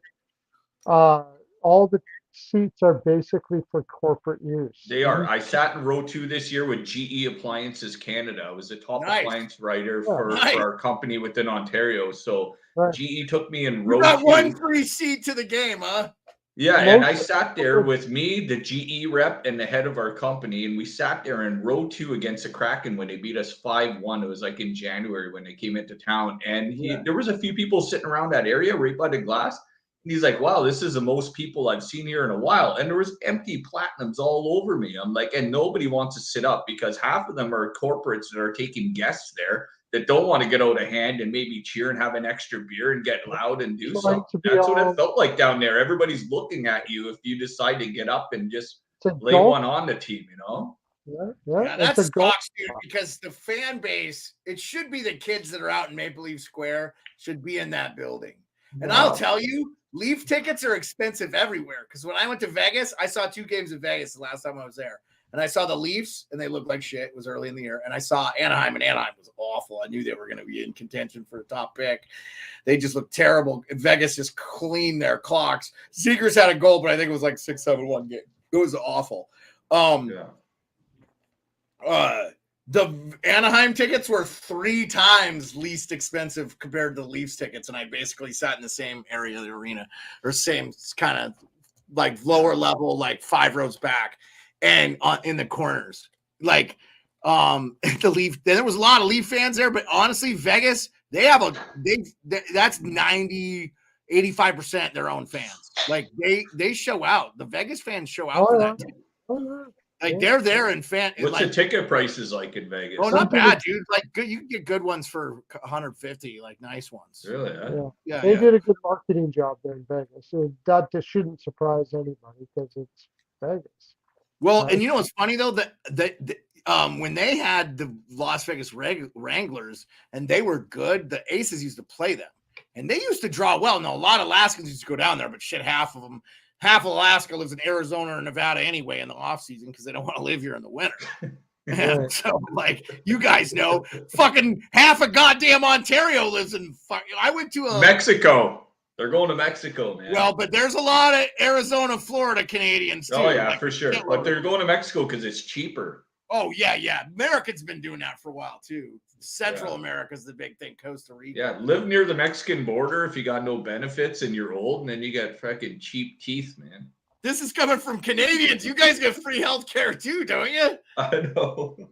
Somewhat. You're like, we need cheap teeth. You gotta go to Mexico.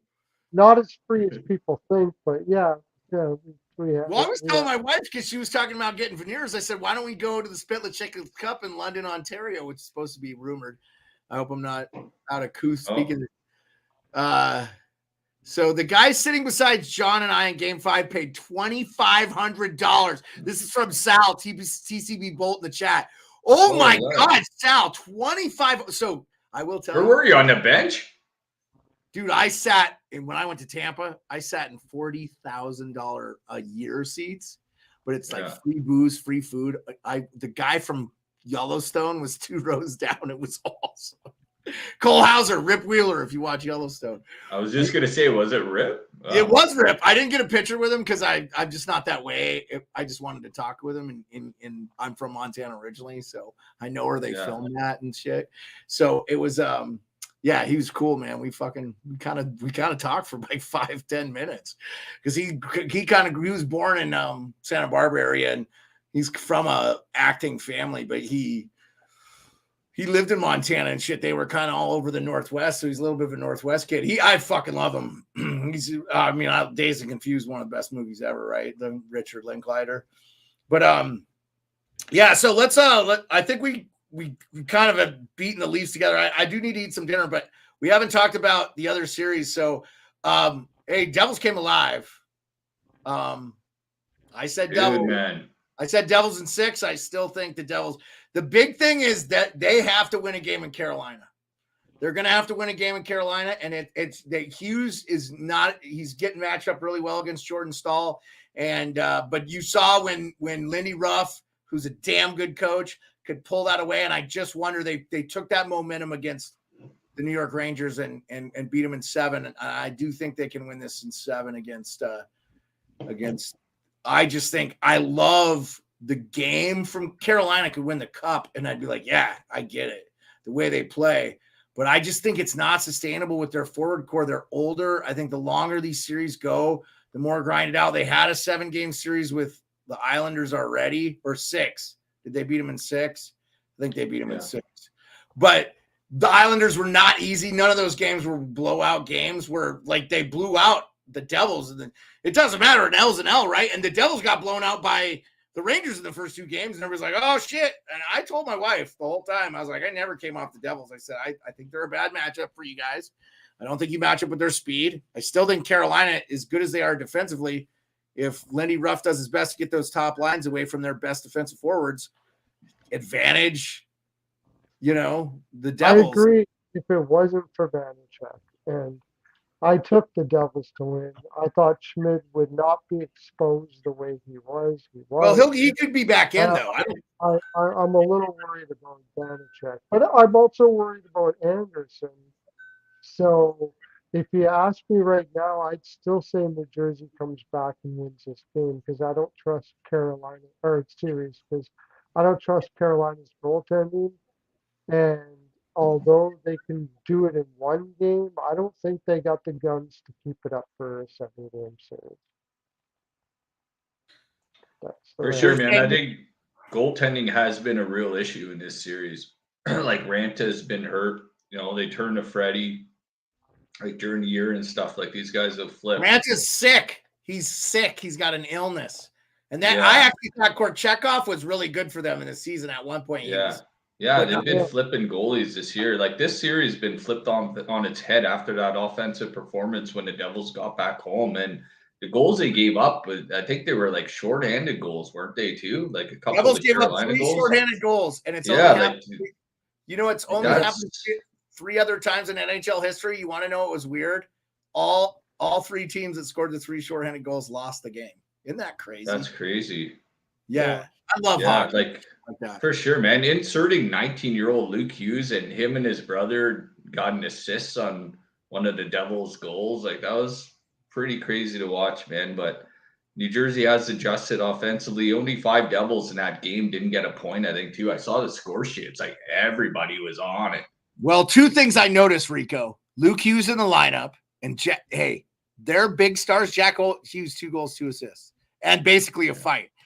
And he gets Aho right behind the net. Yeah. And he, Aho's kind of, Britain left to cry, but his team is not.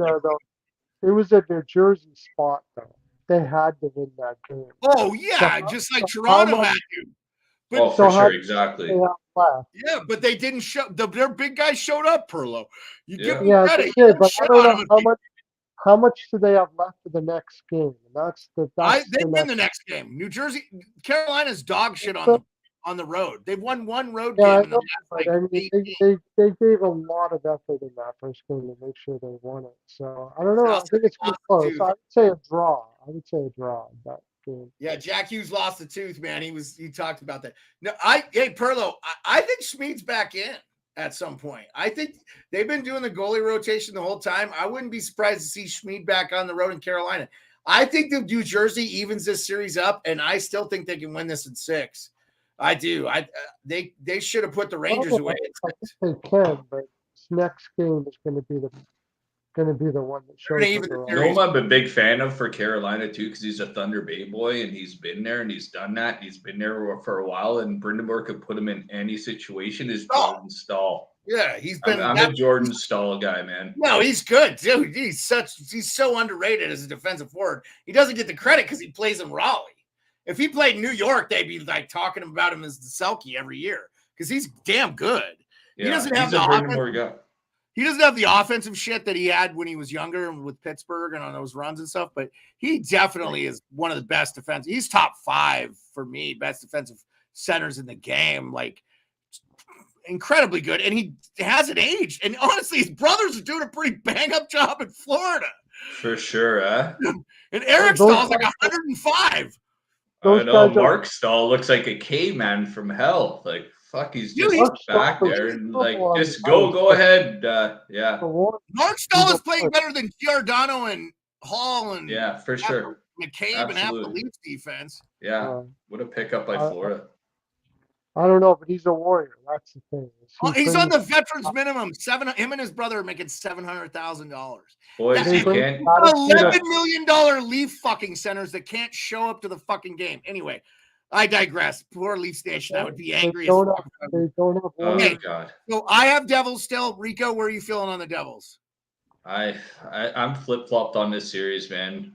You know, I thought the Devils at the beginning of the series until those first 2 games and rallies. So I don't know, man. I like Carolina because of Jordan Stahl. I want to see him maybe play the next series against the Stahl brothers, but I want Edmonton to win the cup. If Toronto bows out, I want McDavid to win the cup, man. And I want him to play the Panthers in the cup final. I get it's going to be real sad though if Vegas beats McDavid and Canada still doesn't have the cup drought 1993, baby. I'll be chanting it. Dude, Pearlo, where you at? Devils. And we got Seattle, Dallas. Like I said, I think the Devils can come back. But your heart says Carolina. I'm cheering for Carolina, man. Screw it. I love their fan. Who am I cheering for? I'm a Carolina fan in the East. Brind'Amour is my man crush. He's got so much passion, Brind'Amour. He's so real. He's so raw. He's got the biggest heart probably in the whole NHL. I'll say this right now. I loved Brind'Amour when he was a player. I loved him all the way through. I think he's the best coach in the NHL right now. I mean, it's hard for me to tell you that because I just love the guy. So I'm like, it's coming from my heart, not my head. I just love the guy. The guy is so engaged. Yeah. Okay, so I told you guys about my Frozen Four experience with Quinnipiac and their suffocating defense, and I never seen anything like it. You know what? Brind'Amour runs the same system. I've never seen a defense so suffocating. That Carolina team with that marginal goaltending, in my opinion, and that no offensive talent at all, but they have the highest scoring Ds in the NHL. They could win a cup, and I wouldn't be shocked. I wouldn't be sad. Honestly, I'd be happy as shit for that fan base because they need to do it now. Because I'll tell you right now, that McDavid Oilers team, they're not going to wait much longer. Colorado's going to be shitty forever. Don't Svechnikov and Teravainen. I don't think. I love their system. I think it's the best system in the league. But they don't care enough about goaltending, and they've lost the offense. So. Okay, so let's talk about the fourth and final series that's right behind my shoulder, Seattle Kraken, Dallas Stars. We got Burakovsky Sagan. Now, Burakovsky, I was reading about them today. McCann could be back like before this series is over. And Burakovsky was already scheduled to be back, but there's not been anything reported on him for 3 weeks. In fact, he was supposed to be back before the end of the year and had a setback. So I'm not wondering if they get an injection of McCann and Burakovsky in a lineup that's already, and if Heiskanen's not 100%, right then and there I said on Twitter, Heiskanen being out is all the reason he should have been a finalist over Makar this year. Sorry about Makar. He's probably going to win the Norris 5 times. He should not have been a top 3 Norris guy this year. It definitely should have been Miro Heiskanen. And if there was an example in the 6.5 minutes he was out, they scored like 4 goals on him. And it was solely because he wasn't in the lineup. So I still don't know about this series. I said Dallas at 6. I think Pearlo and I were on this one the same. But I'll tell you right now, the more I see of Seattle and the way they play, and they're not letting up. They're doing what Carolina does, except for I think they're a deeper, better scoring team than Carolina. Now, Carolina has the better defenders overall. I'd rather have Slavin and Pesci and those guys, and Brent Burns. But Justin Schultz is not playing bad. They're getting a lot of good play from Vince Dunn. Seattle is not, and they have throughout their lineup, they have a ton of guys that have won cups. Burakovsky's won 2 cups. Yanni Gord. Yanni Gord's won 2 cups. Jordan Schultz has won a cup. Justin Schultz has won 2 cups. Jaden Schwartz has won 1 cup.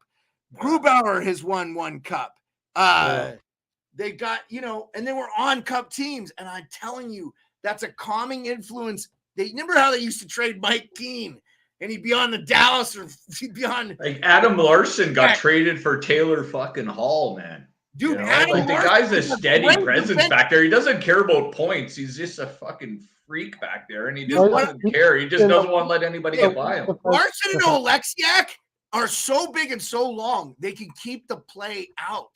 And they're physical. They're both tough. So, you're starting to talk me into Seattle being a better defensive team than Dallas. And I just think Seattle's going to win this series. Ottinger has not been Ottinger. I think they're going to win it in 6. I said Dallas at 6. I'm totally changing. I'm totally reneging. I'm telling the live stream, the Seattle Kraken are going to the Western Conference Final. And I think if Dallas doesn't put their best game out every night. If they put their best game out every night, they're going to beat Seattle.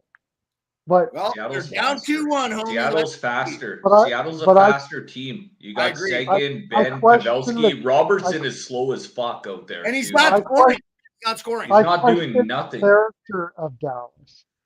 Their leaders in Seguin and Ben. I'm not. And Pavelski. I love their leadership. I just don't hate Seattle's. And you know what, Pearlo? Everybody's shitting on Seattle, and they fucking hear it. They're like, you know what? F you, hockey community. We're going to prove you wrong. I just get Vegas by everything. Oh, Vegas is going to lose to this team. Oh, sure. Oh, it's a nice story. They made a playoffs, but they're going to lose. And they were favorites over the Caps. And the Caps, Ovechkin was like, no, we beat Pittsburgh. We know we're going to win the cup. And Seattle's playing a bunch of cast-off roles from ex-NHL teams that got rid of guys and sent them to Seattle, and they're playing that role to a T right now. They have a line of second and third liners, and I don't agree with you that Seattle has more speed than Dallas does, though. Seattle has more. Well, Rupe Hintz is fast. Yeah, Rupe Hintz. But Seattle has more get up and go than Dallas does. Yeah, and their system they're so good at playing the system together. Seattle's well coached. Hackstall is a freaking genius. He's done a really good job. You know what he is? He's Brind'Amour West.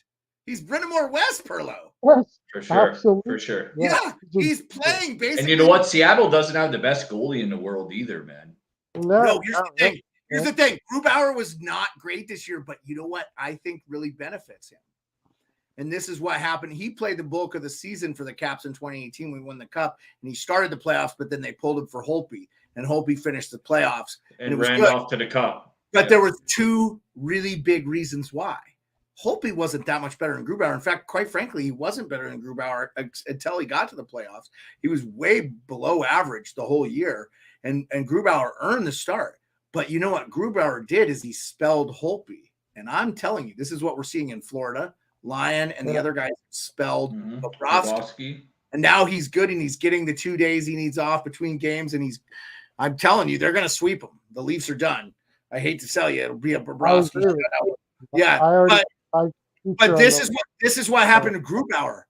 Martin Jones played the majority of the Seattle Kraken this year. So Grubauer is rested in the playoffs, and he can be a top flight goalie, and was really good with the Caps, and was really good with the Colorado Avalanche. And he took the money. You always take the money. You only got one career. Take the fucking money. And he already won a cup. His name's on the cup. It's not legacy. You take the money, right? Yeah, you want to win, but only Boston takes less money to stay.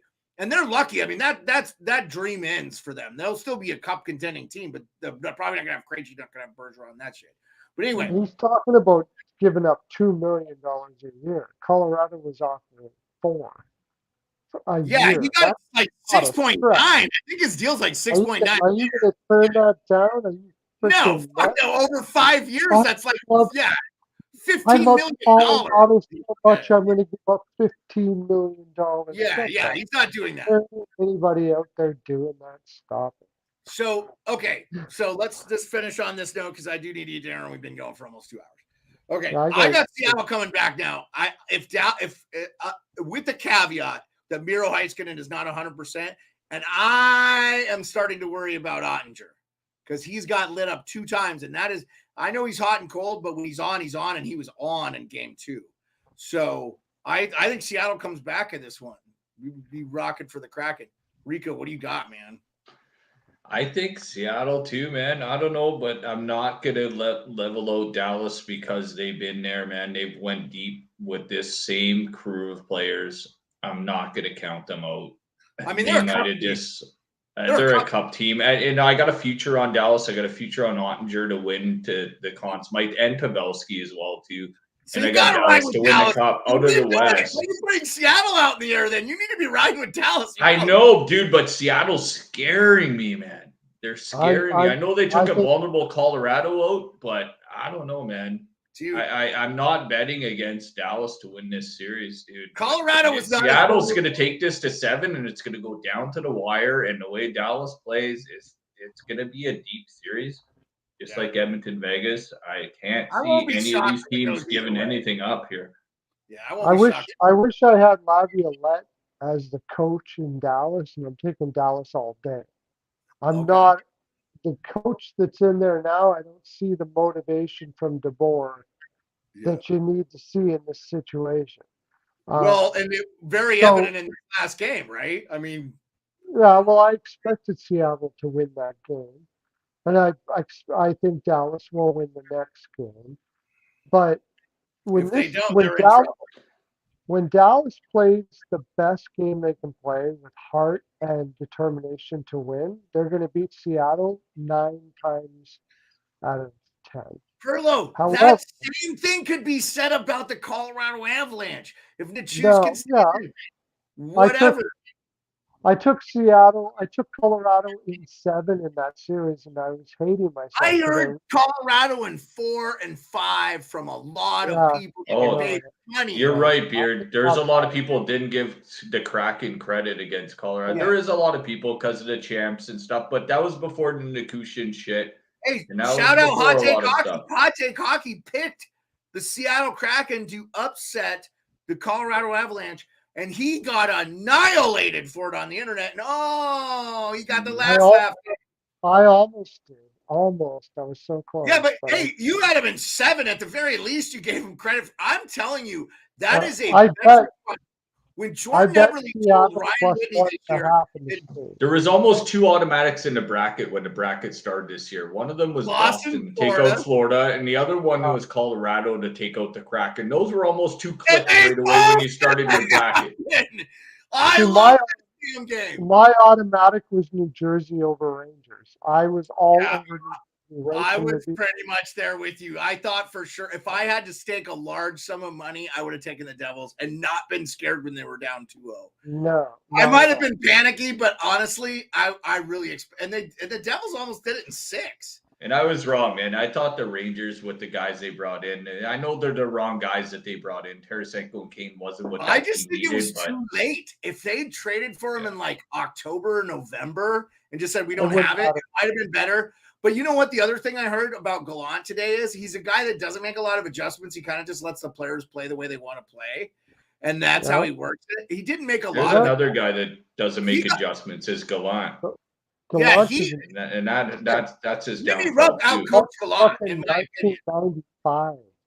He's a terrible coach. Pearlo, 2 seasons in a row with over 100 points, and he took the Rangers to the Eastern Conference Finals last year. You can't tell me that's a failure. Toronto would take that tomorrow. Yeah, Toronto would take Joe Quenneville tomorrow. Well, last year the Rangers got high percentage scoring and power play scoring in the playoffs. Basically, they got lucky. Okay, we killed the Rangers. We know they were terrible and they weren't going to be. Anybody that knew anything about hockey this year knew that was the worst. I think the Rangers got to play Carolina. It was a better matchup because I think they could out physical them. They could match their physicality. They wouldn't be as good defensively, but they have the more offensive skill and they have the great equalizer. I think the reason that the games were early in favor of the New York Rangers, was one name and one name only, Shesterkin. He's the second or best goalie in the NHL, whether you think Sorokin. I think this year it was Sorokin. I think the year before it was Shesterkin. It's going to be him and Sorokin, 1A, 1B for the next 10 years. And we're so lucky. We're living in this Vladislav Tretiak golden age of all these Russian goalies he helped develop in their system in Russia. And we've got Vasilev. I mean, even Samsonov. Samsonov did a real. I told Hot Take Hack. Where's the top Canadian goalie on that list? I think the best Canadian goalie right now is probably Carter Hart.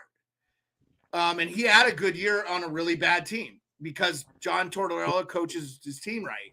But like if a World Cup started tomorrow, who would be starting for Team Canada? I think it would be Carter Jordan Hart. Binnington. It'd be Carter Hart. Binnington or Hart would be your platoon, and then maybe you throw in. Our goaltending is our weakness. Right now. Yeah. And your D, I think your D. I mean, you have Makar, but like, I mean, the U.S. at best on best right now with Canada and the U.S. would be unbelievable, man. Dude, I would love it. Our top six kicks ass, but I get it. I think Matthew Tkachuk, Brady Tkachuk. I just would love to see it. It would be unreal if you had a best on best Canada U.S. 7-game series right now. It'd be unreal. Oh man, dude, we need to bring the Canada Cup back or the World Cup of Hockey so bad, and just play it in September. Don't play it after. Don't play it in the middle of the season. Play it as a warm up to the season. Play it to September. Cancel half the preseason games. The NHL can make money off of it. Doesn't need to be through the IHFF. Just do your own fucking thing. Get the national teams that are willing to compete. You need 6 teams probably. I mean, I think right now it's the Russian thing. If we figure out what's going on, I think in that war somehow they get Russia kind of back in the fold. That'll help because they're one of the hockey superpowers. But okay, guys, we've been going for almost 2 hours, 156. Let's recap the playoffs. Edmonton, Vegas. I still think Vegas can pull it off. You guys had Edmonton, correct? And I don't disagree. I think we all thought it could go that way. I think we're both pretty much either side on that one. Yeah. Toronto, Florida. It's Florida all across the board. We know it's over. Sorry, Leafs Nation. Your team let you down. We've got what am I missing? The other Eastern game. Devils and Canes. I think Devils are still going to win it. You guys are on the Canes. I could see it going either way. I'm still on the Devils. Okay, so Pearlo and I are on the Devils, and Rico is on. Okay, I've got, and then the Seattle Kraken. You two are on Dallas. You have to be on Dallas, Rico. I'm not going to let you be on Seattle because you have all these futures for Dallas. Yeah, dude. You got to ride with the guys you bet for because you saw something there, dude. I love it. I just think that this Seattle team has a chip on their shoulder, and I think they could win it. Can you imagine? And I will love it if they won the Stanley Cup, which I know is a big shot. But if the criticism that Ron Francis, and then he doesn't make any moves, they do lose like Fleury and stuff in the offseason. They don't keep him because he didn't play well for him. But I said this year, the difference for Seattle was going to be they're going to have Coachella Firebirds, their AHL affiliate. They're going to players close. They didn't have any depth beyond their top lineup. And they were old enough that they got banged up. And I think really that's what hurt them last year. I think they lost the most 1-goal games. I just saw them being a playoff team this year, no problem in the West. And in fact, middle of the year, we were talking about Edmonton missing the playoffs.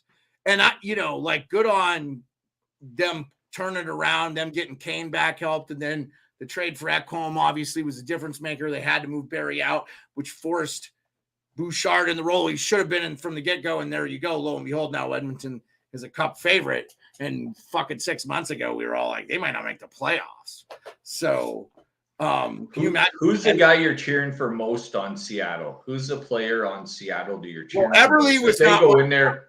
Eberle would be a guy because he hasn't won a cup, and a lot of those guys have. So Eberle for me, because what he's my done number one. Yeah, I just love what the guy's done for his country. I know I'm not Canadian, I'm American, but I think the guy's been a class act guy. I think he's been in some good situations and some bad ones. I thought he was one goal twice away from the Stanley Cup Finals with the New York Islanders. And, I know he was on a burgeoning Edmonton team, but got shipped out before he could, reap the rewards of Connor McDavid. I often wonder how much better that team would be with him playing on the right wing, but they obviously had to move on, and they probably don't need his scoring in the lineup there in Edmonton at all. But yeah, I mean, I would like to see Larson and Alexiak. Those guys haven't won cups either, but a lot of the players on that team have won cups. So, like, I like Dunn. I like the story of Dunn. He really had to fight hard to St. Louis to get. Vince Dunn. He was but he's basically. won a cup. He was already on a cup team. Yeah, So but he was thrown aside in St. Louis. He was basically thrown aside. Well, and they didn't protect Seattle. He came to Seattle. I mean, they really beat him down there in St. Louis hard. Well, I think everybody thought Tarasenko was going to be the guy that Seattle took. Yeah, I honestly think that for sure Bill Armstrong got a little caught off guard on that one. I think they had to unprotect. Dunn was just one of the guys they had to unprotect. If they would have unprotected like Corey Krug, if they had unprotected Krug, they knew Seattle wasn't going to take Krug in that contract. Right. Or they got rid of Dunn because they knew they would get rid of. But they also unprotected Tarasenko. I thought they said, "What we really want, we'll put Dunn out there." But Ron Francis called their bluff. He took the better player. He took Dunn. Yeah. That was a good move. But I don't think Bill Armstrong. I think Bill Armstrong thought, "I'll entice you with Tarasenko. You'll take Tarasenko," and I think he kind of treated Ron Francis like a dipshit. No, I think Armstrong was happy whether he took one or the he took Vince Dunn. He took Vince. It took him no time to take Vince Dunn. Yeah.